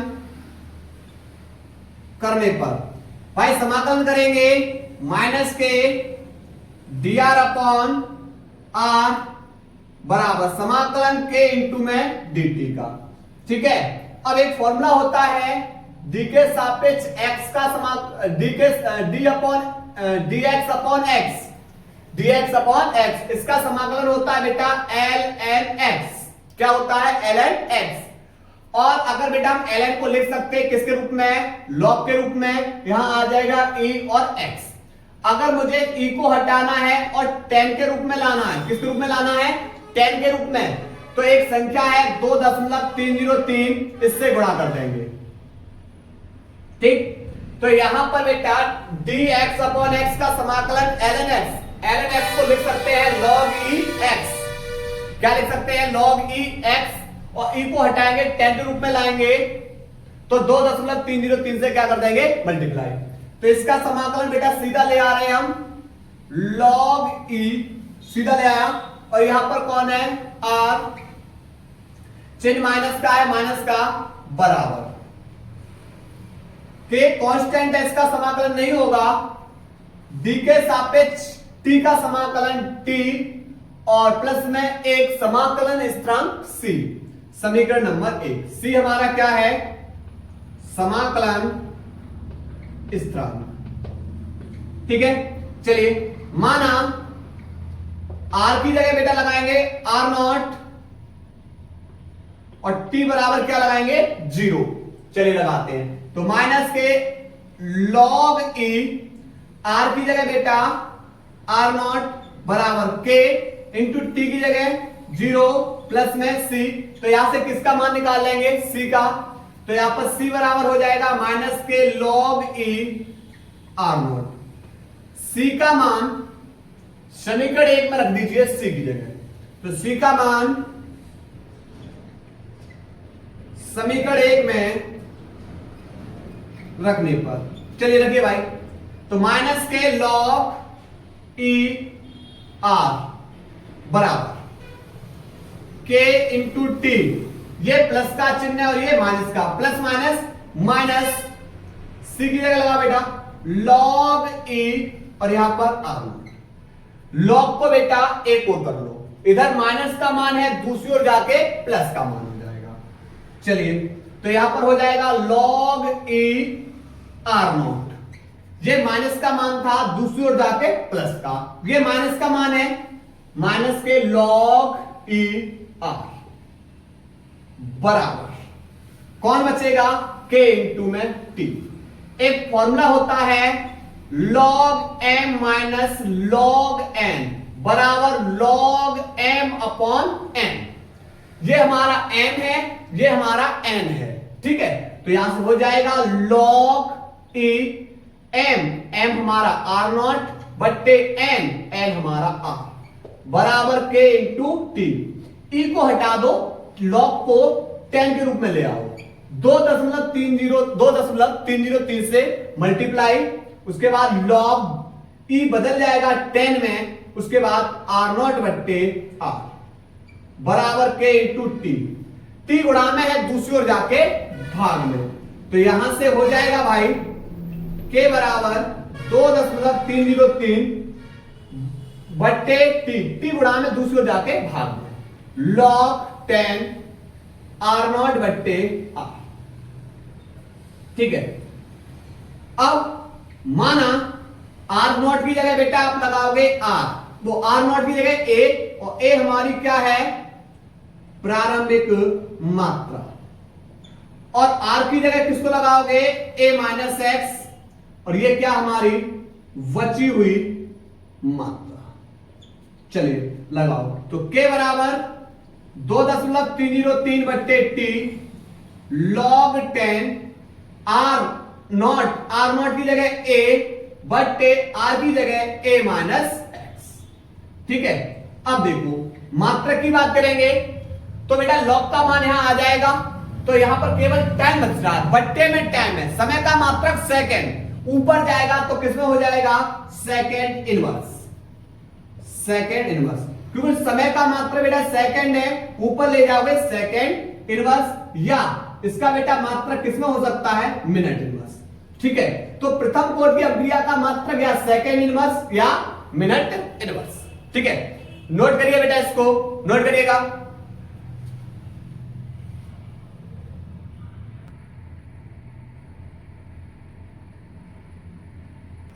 इसके बाद बेटा हम लोग पढ़ने वाले हैं अर्ध आयुकाल। अब बात करेंगे अर्ध आयुकाल किसे कहते हैं, समझो। किसी अभिक्रिया का अर्ध आयुकाल वह समय होता है जिसमें अभिक्रिया कितनी हो जाती है, 50% पूर्ण हो जाती है। क्या बताया, किसी अभिक्रिया का अर्ध आयुकाल वह समय होता है जिसमें अभिक्रिया कितनी पूर्ण होती है, 50% पूर्ण होती है। किसी अभिक्रिया का अर्ध आयुकाल वह समय है जिसमें अभिक्रिया 50% पूर्ण होती है। क्लियर, चलिए मान लिया कि अभी आपने देखा था प्रथम कोट की अभिक्रिया, प्रथम कोट की अभिक्रिया के बराबर 2.303 बट्टे टी लॉग 10 ए अपॉन ए माइनस एक्स, के बराबर 2.303 बट्टे टी लॉग 10 ए अपॉन ए माइनस एक्स। मान लिया किसी अभिक्रिया की जो प्रारंभिक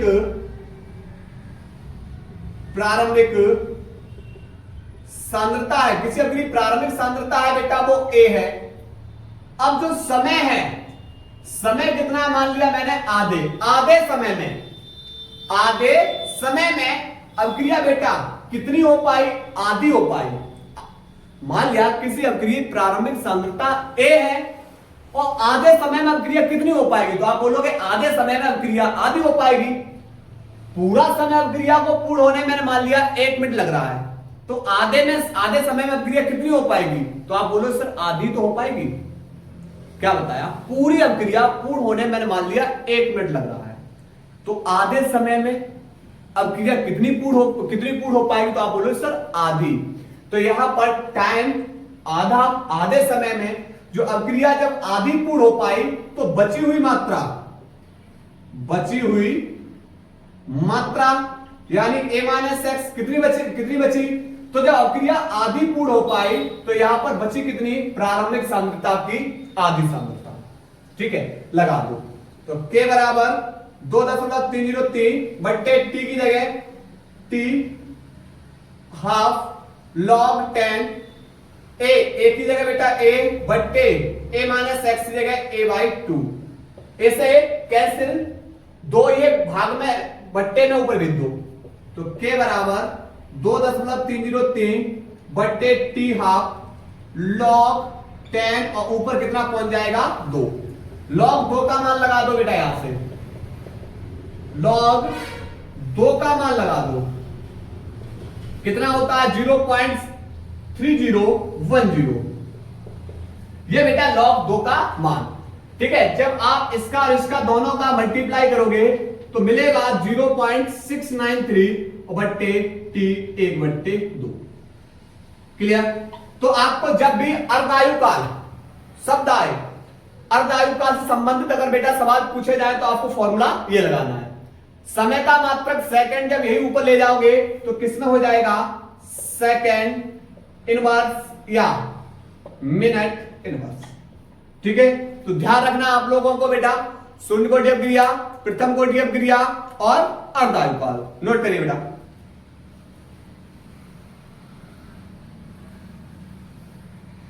इसके बाद बेटा हम लोग अध्ययन करने वाले हैं प्रथम कोटि अपक्रिया और शून्य कोटि अपक्रिया के कुछ महत्वपूर्ण उदाहरण जो बोर्ड एग्जाम में पूछे जाते हैं। चलिए यहां पर रखने वाले हैं बेटा शून्य कोटि की अपक्रिया के कुछ महत्वपूर्ण उदाहरण। सबसे पहले आपको पता होना चाहिए भाई कि जो शून्य कोटि अपक्रिया है वह अभिकारक अणुओं की सांद्रता पर निर्भर नहीं करती। मतलब है बाह्य कारकों जैसे उत्प्रेरक आज पे निर्भर करेगी। जैसे अगर बेटा हम H2 और Cl2 की रिएक्शंस कराएं, अपक्रिया कराएं, अब बेटा इस अपक्रिया को कंप्लीट करने के लिए हमें बाह्य कारक यानी उत्प्रेरक को लेकर आना होगा, सूर्य का प्रकाश। तो यह बन जाएगा HCl, पर यहां पर बेटा Cl2 H2 2 से मल्टीप्लाई। मतलब हमें जब बाह्य कारक को लाना पड़ा तब यह अपक्रिया जाके बेटा क्या हो रही है, कंप्लीट। क्लियर? नहीं तो इसे बेटा कंप्लीट होने में बरसों लग जाएंगे। दूसरा NH3, अब हम जैसे ही बाह्य कारक प्लेटिनम ले आए तो ये टूट जाता है N2 प्लस H2 के अंदर। बेटा यहां पर नाइट्रोजन 1 है, यहां 2 है, 2 से मल्टीप्लाई, हाइड्रोजन 3 दूनी 6, 3 से मल्टीप्लाई। तीसरा एग्जांपल बेटा आप लोग दे सकते हो इसका HI। अब ये बेटा टूटेगा किसकी उपस्थिति में, सोना, यानी H2 और प्लस I2 के अंदर। लेकिन यहां पर बेटा हाइड्रोजन भी 2 है, I भी 2 है, 2 से मल्टीप्लाई। तो आप लोग देख रहे हो कि जो शून्य कोटि अपक्रिया है उसमें जो अपक्रिया का वेग है वह अभिकारक अणुओं की सांद्रता के गुणनफल की शून्य घात के समानुपाती होता है। अर्थात शून्य कोटि की अपक्रिया में जो अपक्रिया का वेग है वह अभिकारक अणुओं की सांद्रता पर निर्भर नहीं कर रहा है, बल्कि बाह्य कारकों जैसे उत्प्रेरक की उपस्थिति में बेटा क्रिया क्या हो रही है, पूर्ण हो रही है। ठीक है, चलिए अब बात करेंगे प्रथम कोटि की अपक्रिया के उदाहरण। भाई प्रथम कोटि की अपक्रिया के उदाहरण क्या है, जैसे भाई N2O5 ये टूट जाएगा NO2 प्लस O2। मतलब ये एक अणु है बेटा और वह टूट रहा है NO2 प्लस O2 के अंदर। ठीक है, तो यहां पर बेटा नाइट्रोजन 2 है, यहां 2 नाइट्रोजन कर दो, 2 दूनी 4 और 2 6 ऑक्सीजन, यहां पर 5, इसका आधा कर दो। ठीक, पहला एग्जांपल। दूसरा एग्जांपल CH3COO C2H5, इसकी क्रिया रिएक्शन इसकी जल के साथ क्रिया कराएंगे, जल के साथ कराएंगे तो यहां पर बनेगा CH3COOH प्लस C2H5OH, एसिटिक अम्ल। चिंता न करिए, जब हम ऑर्गेनिक केमिस्ट्री पढ़ाएंगे आप लोगों को तो ये सब की सब अपक्रिया आपकी बेटा बिल्कुल इस तरीके से होंगी। ध्यान रखना कैसे, क्योंकि आप लोगों को 10 दिन बेसिक केमिस्ट्री पढ़ाएंगे और 10 दिन बेसिक केमिस्ट्री पढ़ाने के बाद आपकी बेटा ये जितनी भी रिएक्शन जैसी आ रही है आप लोगों को बहुत आसानी से कर जाओगे आप लोग। ठीक है, क्योंकि आप लोगों को सिखाएंगे भाई किस पे कितना चार्ज होता है, कौन किसके साथ रिएक्शन करता है, कौन किसके साथ रिएक्शन नहीं करता है, कहां बॉन्ड तोड़े जाते हैं, कब कैसे अपक्रिया होती है। ठीक है, तो ये हमारे शून्य कोटि अपक्रिया प्रथम कोटि अपक्रिया के एग्जाम्पल बोर्ड एग्जाम में, और इसमें ये रहा हमारा, ये 2 एग्जाम्पल आप लोगों को बोर्ड एग्जाम में पूछे जाते हैं। नोट करिए बेटा, इसको नोट करिएगा। इसके बाद बेटा हम लोग अध्ययन करने वाले हैं अपक्रिया की आणविकता के बारे में। क्या है अपक्रिया आणविकता? आप बेटा जो अपक्रिया लेते हो उस अपक्रिया को पहले क्या करोगे, संतुलित करोगे, और उस संतुलित रासायनिक समीकरण द्वारा व्यक्त जो प्रत्येक प्रारंभिक पद में भाग लेने वाले अभिकारक अणुओं की संख्या, अभिकारक अणुओं की संख्या, वही क्या कहलाती है, अपक्रिया की आणविकता। हमने रासायनिक समीकरण लिया, संतुलित कर दिया, संतुलित करने के बाद होगा क्या कि जो आप अविकारक अणु, उसके अंदर जितने भी अविकारक अणु भाग ले रहे हैं उनकी संख्या वही क्या कहलाती है, अभिक्रिया की आणविकता। परिभाषा लिखेंगे, किसी अभिक्रिया की संतुलित रासायनिक समीकरण द्वारा व्यक्त प्रत्येक प्रारंभिक पद में भाग लेने वाले अविकारक अणुओं की संख्या क्या कहलाती है, अभिक्रिया की आणविकता कहलाती है। अभिक्रिया की आणविकता कहलाती है। आणविकता के आधार पर अभिक्रियाओं के प्रकार, मतलब आणविकता के आधार पर अभिक्रियाओं के प्रकार बेटा कितने प्रकार से बांटा गया है, 3। नंबर 1, पहला एकाणुक अभिक्रिया। जब बेटा संतुलित रासायनिक समीकरण वाली अभिक्रिया में केवल एक ही अभिकारक अणु भाग लेता है, कितना, केवल एक ही अभिकारक अणु भाग लेता है, तो उसे हम बोलते हैं एकाणुक अभिक्रिया। जैसे NH4NO2, बेटा इसमें केवल कितने अणु ने भाग लिया है, एक ने। अब पहले इसे तोड़ दो, कैसे, N और N बेटा क्या बन जाएगा, N2 प्लस दो हाइड्रोजन एक ऑक्सीजन, दो हाइड्रोजन एक ऑक्सीजन पर हाइड्रोजन 2 है, वो हाइड्रोजन 4 ऑक्सीजन 2 है, 2 से मल्टीप्लाई। ये अभिक्रिया हमने क्या कर दी, बैलेंस कर दी। अब बैलेंस करने के बाद अब जरा देखना, 3 से पहले वाले को बोलते हैं अभिकारक और 3 के बाद वाले क्या बोलते हैं, उत्पाद। लेकिन हमें मतलब किससे है, अभिकारक अणु से।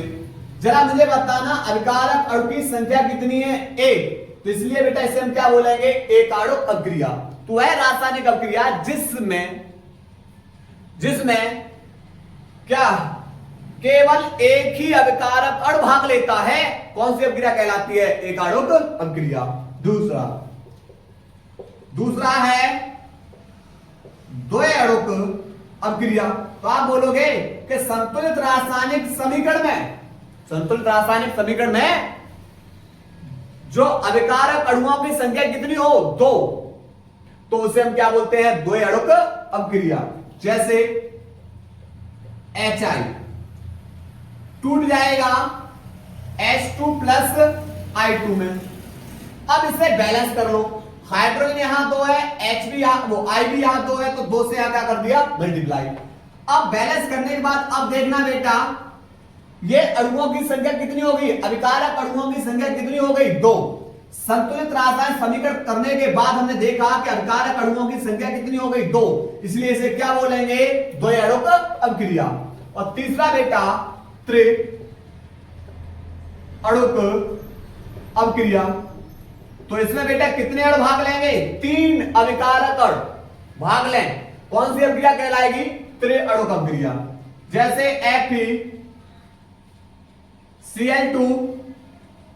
FeCl2 plus SnCl4। 3 के बाद अब देखो इस ओर का जो Fe है 2 प्लस, दूसरी ओर बदल जाएगा Fe3 प्लस के अंदर। इधर वाला 2 प्लस, दूसरी ओर बदल जाएगा 3 प्लस। इधर का Sn4 प्लस, दूसरी ओर बदल जाता है बेटा Sn2 प्लस के अंदर। तो इधर बेटा अभी Sn पे 4 Cl है, तो 4 प्लस है, दूसरी ओर बदल जाता है कितने के अंदर, 2 प्लस। जब 3 प्लस है तो बेटा इसके साथ 3 Cl, जब 2 प्लस है तो इसके साथ कितनी Cl, 2। अब बात करेंगे बैलेंस की। तो बैलेंस करना है तो 4 और 2 6 Cl, यहां 3 और 2 5 Cl। अब करना क्या है, Cl को बराबर करना है। अगर आपने बेटा यहां पर संख्या बढ़ाई, यहां से मल्टीप्लाई करना शुरू किया तो Cl की संख्या बेटा बढ़ती जाएगी। अगर हम यहां 2 से मल्टीप्लाई करते हैं तो Fe कितना हो गया 2, तो यहां पर 2 से मल्टीप्लाई कर दो, Fe2 क्लियर, SN1 क्लियर। अब Cl देखो 2 दूनी 4 और 4 8 और 3 दूनी 6 और 2 8, यानी अब क्रिया को तो पहले हमने बैलेंस दिया। अब बैलेंस करने के बाद अब जरा देखना इसके अंदर कितने अभिकारक अणु हो गए, तो 2 तो हो गए FeCl2 के और 1 हो गया SnCl4 का, तो टोटल कितना हो गया 2 और 1 3, तो 3 अभिकारक अणु हो गए। इसलिए इसे हम क्या बोलते हैं, त्रिअणुक अभिक्रिया। क्या बोलते हैं, त्रिअणुक अभिक्रिया। लेकिन अगर किसी रासायनिक अभिक्रिया में 3 से अधिक अभिकारक अणु होते हैं तो इसे हम बोलते हैं जटिल अभिक्रियाएं। तो वे क्या बन जाती हैं, जटिल अभिक्रियाएं। जब किसी रासायनिक अभिक्रिया में 3 से अधिक अभिकारक अणु उपस्थित होते हैं तो ऐसी अभिक्रियाएं क्या कहलाती हैं, जटिल अभिक्रियाएं। तो पहले इसको नोट करिए और अध्ययन करने वाले हैं जटिल अभिक्रियाओं का।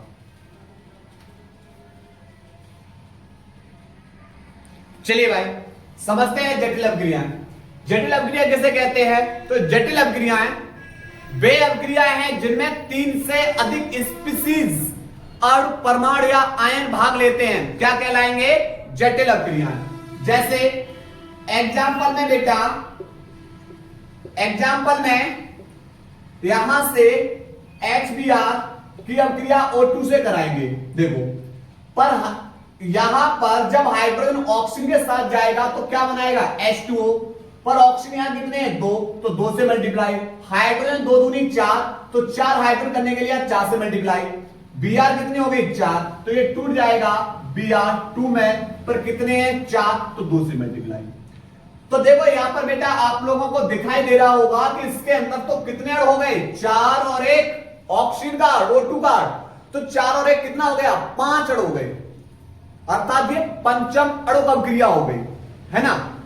लेकिन बेटा यहां पर तो ऐसी अभिक्रिया क्या कहलाएंगी जिसमें 3 से अधिक स्पीशीज, 3 से अधिक स्पीशीज यानी अणु, परमाणु या आयन भाग लेते हैं, तो वे अभिक्रिया क्या कहलाती हैं, जटिल अभिक्रियाएं।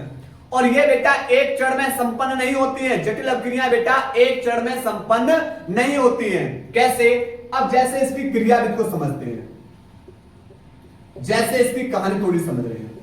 आपको यह अभिक्रिया एक चरण में दिखाई दे रही होगी, लेकिन यह अभिक्रिया एक चरण में नहीं हो गई है। इसके मध्य में, इसके अंदर मध्यवर्ती में H आयन बनेगा, OH आयन, Br2, कुछ ऐसी घटनाएं आप लोगों को देखने के लिए मिलेंगी। सबसे पहले चरण 1 के अंदर कहानी ये हुई होगी कि बेटा HBr क्रिया करेगा O2 से, और प्रारंभ में यह क्रिया कैसी हुई होगी, मंद, धीमे, प्रारंभ में कैसी होगी, धीमे, और बना होगा H, ये दोनों ऑक्सीजन बेटा इसके अंदर आ जाएंगे OO-Br, ठीक है। फिर पुनः दूसरे चरण के अंदर क्या हुआ होगा कि HOO-Br फिर से क्रिया करेगा HBr से, और अब क्रिया बेटा कुछ होगी तीव्र, तो H यहां 2, O यहां 2 और Br में यहां क्या है 2, तो बनेगा 2HO-Br, ठीक है। और तीसरे चरण के अंदर क्या होगा, फिर से 2HO-Br क्रिया करेगा HBr से, और अब क्रिया बेटा और तीव्र होगी। तो अब यहां से देखो 2 हाइड्रोजन 1 ऑक्सीजन को लेकर बाहर हो जाएगा, पर यहां ऑक्सीजन कितने हो गए 2, तो हम 2 से मल्टीप्लाई, अब हाइड्रोजन 2 दूनी 4, यहां तो 2 है, अब हमें 4 हाइड्रोजन करने हैं तो 2 से मल्टीप्लाई, Br कितने हो गए, देखो Br यहां 2 और 2 Br यहां पर, अर्थात कितना Br2 बाहर होगा, पर कितने 2। तो अभिक्रिया बेटा कुछ इस तरीके से हुई होगी, है ना। तो यहां पर क्या लिखेंगे, लिखेंगे जटिल अभिक्रियाएं वे अभिक्रियाएं हैं जिनमें 3 से अधिक स्पीशीज यानी कोष्टक में अणु, परमाणु या आयन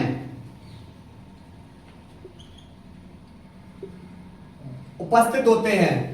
तीन बेजटिल अवक्रियाएं वे अवक्रियाएं हैं जिनमें 3 से अधिक स्पीशीज उपस्थित होते हैं,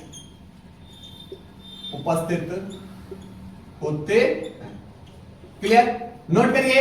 इसके बाद बेटा नोट करो पहले।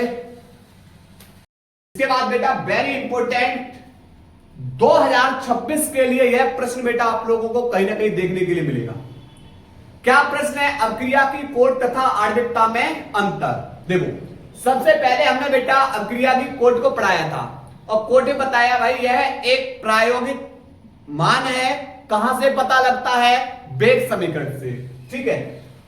और यह एक सैद्धांतिक मान है, अवक्रिया के आधार पे पता लगता है। तो पहला पॉइंट तो यही हो गया कि यह एक प्रायोगिक मान है। कहां पे? वेग समीकरण से। दूसरा बेटा यहां पर यह एक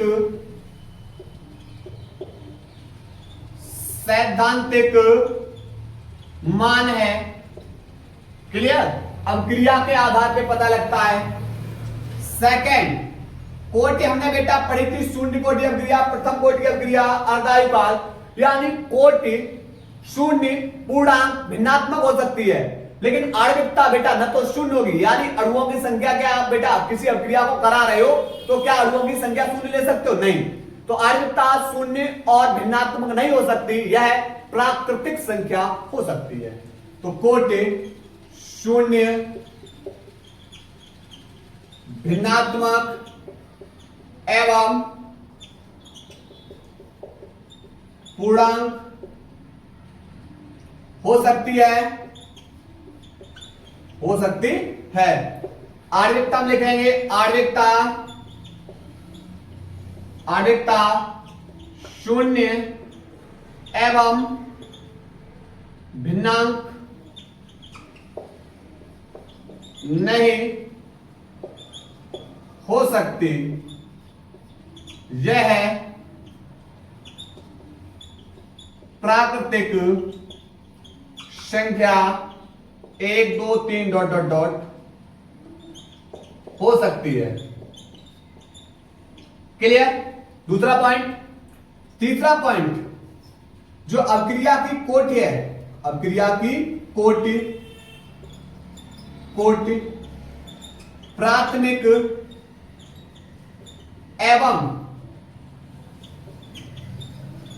जटिल अवक्रियाओं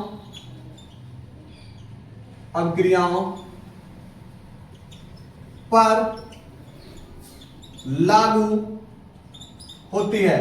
अवक्रिया की कोटि प्राथमिक एवं जटिल अवक्रियाओं पर लागू होती है, लेकिन यहां पर आणविकता केवल प्राथमिक अवक्रियाओं पर लागू होती है।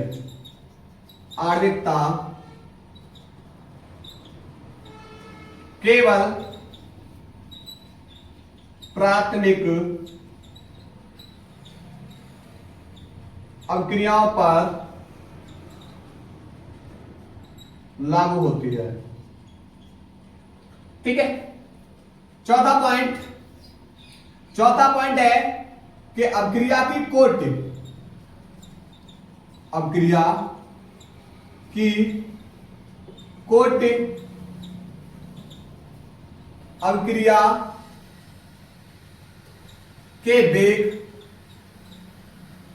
अवक्रिया के वेग व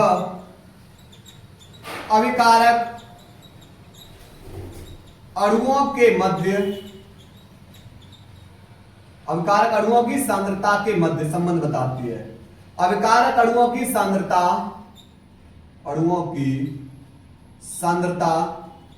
के मध्य संबंध बताती है। तो अवक्रिया की कोटि है वह अवक्रिया के वेग तथा अविकारक अणुओं की सांद्रता के मध्य क्या बताएगी? संबंध। लेकिन यहां पर आणविकता क्या है? अवक्रिया के विशिष्ट पद में भाग लेने वाले अविकारक अणुओं की संख्या को बताती है। आणिकता, अभिक्रिया के विशिष्ट पद में भाग लेने वाले अभिकारक अणुओं की संख्या को बताती है। ठीक है, तो ये बेटा नोट करिए इनको। इसके बाद बेटा शतम एकाणुक अभिक्रियाएं, ये भी क्वेश्चन आप लोगों से पूछा गया है बोर्ड एग्जाम के अंदर कि भाई शतम एकाणुक अभिक्रियाएं या आवासीय अभिक्रियाएं किसे कहते हैं। तो वे अभिक्रियाएं जिनमें दो या दो से अधिक अणु भाग लेते हैं, दो या दो से अधिक क्या करेंगे, अणु भाग लेंगे, लेकिन उनकी कोट कितनी होगी, एक। उनकी कोट कितनी होगी, एक। तो ऐसी अभिक्रियाएं छदम या कौन सी कहलाएंगी, छदम या आवासीय एकाणुक अभिक्रियाएं कहलाती हैं। क्या बताया, वे अभिक्रियाएं जिनमें दो या दो से अधिक अणु भाग लेते हैं परंतु उनकी कोटि प्रथम हो, तो ऐसी अभिक्रियाएं क्या कहलाती हैं, ऐसी अभिक्रियाएं छदम या आवासीय एकाणुक अभिक्रियाएं कहलाती हैं। जैसे शर्करा का प्रतिलोमन, शर्करा का प्रतिलोमन।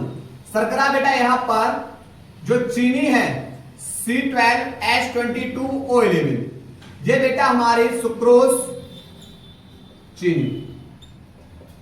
अब सुक्रोज को जब बेटा हम जल के अंदर डालेंगे HN, देखो कार्बन 12 है तो 12 के आधे C6 प्लस C6, हाइड्रोजन 22 और 2 24, 24 के आधे 12 और 12, ऑक्सीजन 11 और 1 12, 12 के आधे O6 और O6।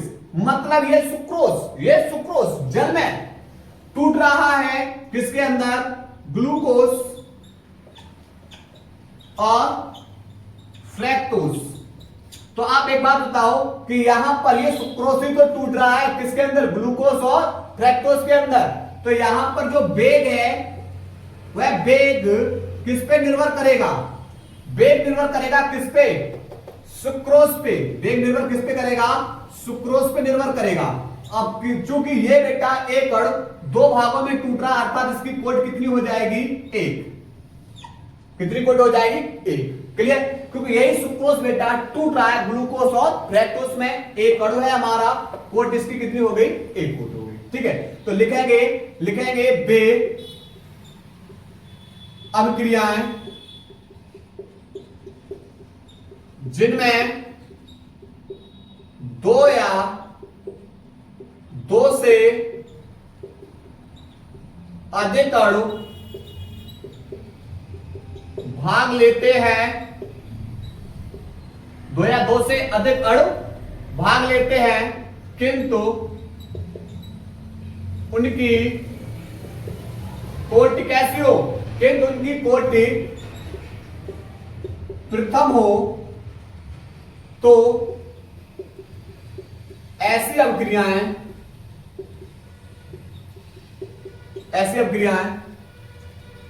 छदम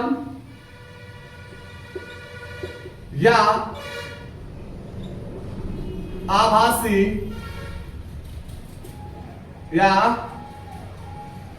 आभासी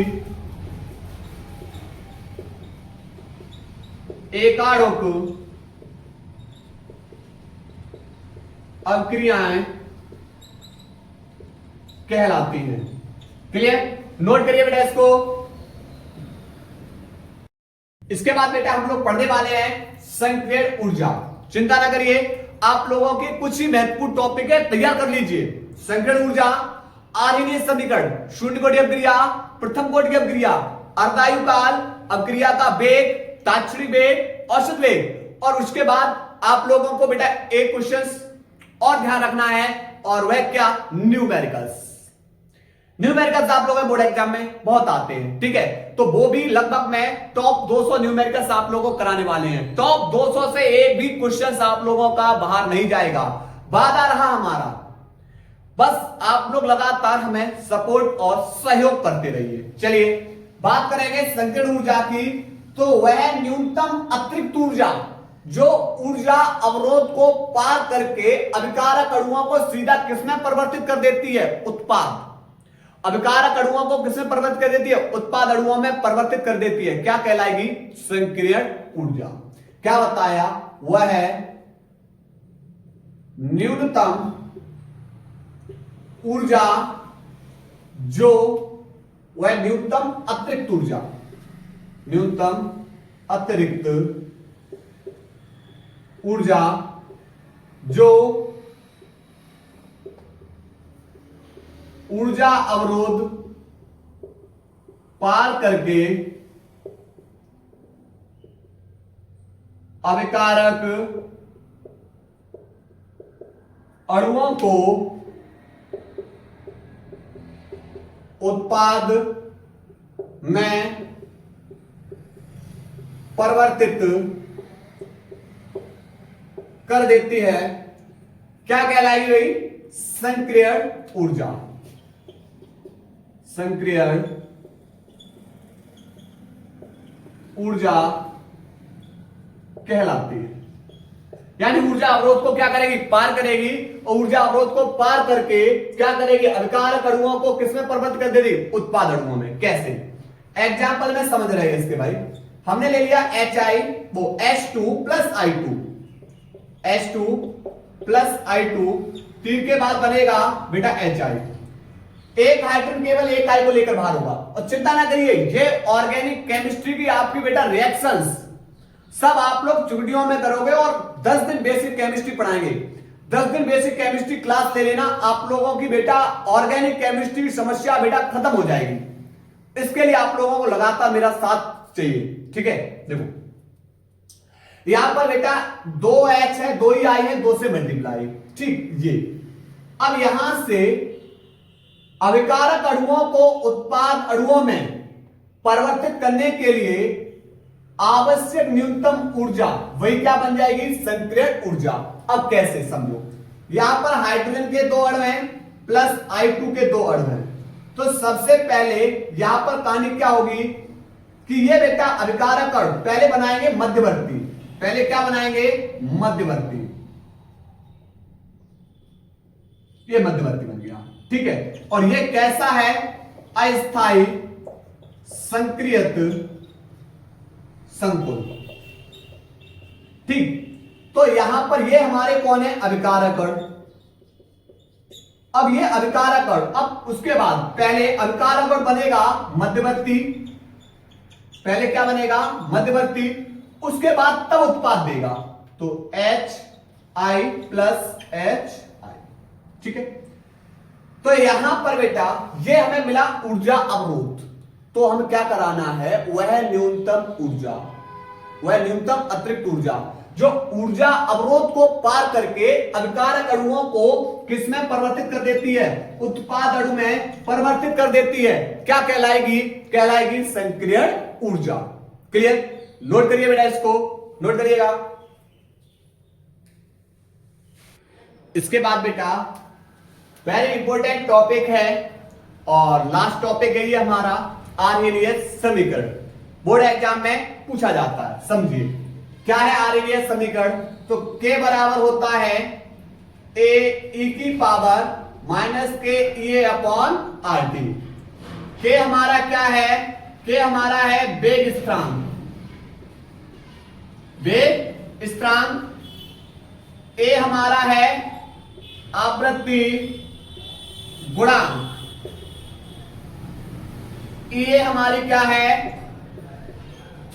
संकीर्ण ऊर्जा, ठीक है। R हमारा सार्वत्रिक गैस नेतांक जिसका मान 8.31 joule kelvin inverse mole inverse. और T हमारा क्या है? परमता, ठीक है। सबसे पहले तो हमने लिख दिया ये क्या चीज है। अब बात करेंगे सबसे पहला यहां पर बेटा करेंगे log e से दोनों पक्षों में गुणा करने पर log e से दोनों पक्षों में क्या करेंगे गुणा। तो भाई करिए log e इधर k बराबर log e इधर a और इनटू में कौन है e माइनस के e अपॉन आर टी। तो सबसे पहले हमने बेटा दोनों तरफ log से क्या किया गुणा, लेकिन हमने गुणा किया तो यहां देखा गया ये m मान लो और ये हमारा कौन है n। तो log m इंटू n बराबर होता है log m plus log n। Clear. तो चलिए लगाइए फॉर्मूला log e के बराबर log e m की जगह a प्लस log e और n की जगह e की पावर माइनस के e अपॉन आर टी। ठीक है। अगर बेटा किसी की घात है पावर है log m की पावर अगर n है तो n को कहां ले लेते हैं आगे, तो n log m। तो बेटा ये m है और m की पावर ये क्या हो जाएगा n। तो लगाओ log e के बराबर log e a, n आगे ले लो तो माइनस के e a बट्टे आर टी आगे आ जाएगा। उसके बाद log e आधार e और इसका मान बेटा कितना होता है, इसका मान 1। कितना होता है 1। क्लियर। प्लस माइनस क्या हो जाएगा माइनस। तो log e के बराबर log e a plus minus minus e a upon R T. ठीक है। अब करना क्या है, यहां से बेटा e को 10 के रूप में ले आओ। तो जैसे 10 में लाओगे तो एक संख्या से मल्टीप्लाई करना होगा 2.303। ये e बदल जाएगा 10 में बराबर e हटाओ 2.303 से मल्टीप्लाई log 10 ये आ जाएगा a और माइनस के e अपॉन आर टी। पूरे समीकरण में 2.303 से क्या कर देंगे भाग करने पर, पूरे समीकरण में 2.303 से भाग देने पर, चलिए दीजिए तो 2.303 log 10 के भाग कर रहे हैं 2.303 बराबर 2.303 log 10 a भाग कर रहे हैं 2.303 माइनस ये बट्टे 2.303 का भाग r और कोष्टक के बाहर हमने लिख दिया बेटा 1 बट्टे टी। तो इससे ये क्या हो जाएगा कट जाएगा, बचेगा log 10 के बराबर log 10 a माइनस ये बट्टे 2.303 r और कोष्टक के बाद 1 बट्टे टी। क्लियर। अब करना क्या है, इसको बेटा पहले लिख ले रहे हैं, इस वाले को पहले लिख ले रहे हैं, इसको बाद में। तो यहां से हो जाएगा log 10 के बराबर माइनस के e बट्टे 2.303 r। ये बेटा पहले लिख लिया हमने और 1 बट्टे टी और ये प्लस का log 10a, मतलब माइनस वाले को पहले और इसको बाद में लिख दिया। तो ऐसा क्यों लिखा, क्योंकि इसकी तुलना कर देंगे y बराबर mx प्लस c से। c हमारा कांस्टेंट है, ये हो जाएगा c का मान, m का मान, m हमारी ढाल है, ये हो गया, x का मान ये रहा और y का मान ये रहा। तो आपसे ग्राफी विधि द्वारा बेटा पूछता है, किसके द्वारा, ग्राफी विधि द्वारा आर्यन समीकरण। चलिए तो ग्राफ बना रहे हैं, ये रहा, ये बेटा हमारी ढाल है, ढाल को किस लिखते हैं m से। तो m की जगह बेटा ये मान लगाओ माइनस के e बट्टे 2.303 r। ठीक है। और यहां पर y बराबर m और यहां पर x और c हमारा कौन है कांस्टेंट। x की जगह बेटा किसको लिख देंगे 1 बट्टे टी इस ग्राफ पे और y बराबर क्या आ जाएगा log 10 के। क्लियर। तो ये बेटा ग्राफी विधि द्वारा हमसे क्या पूछता है, आर्हेनियस समीकरण।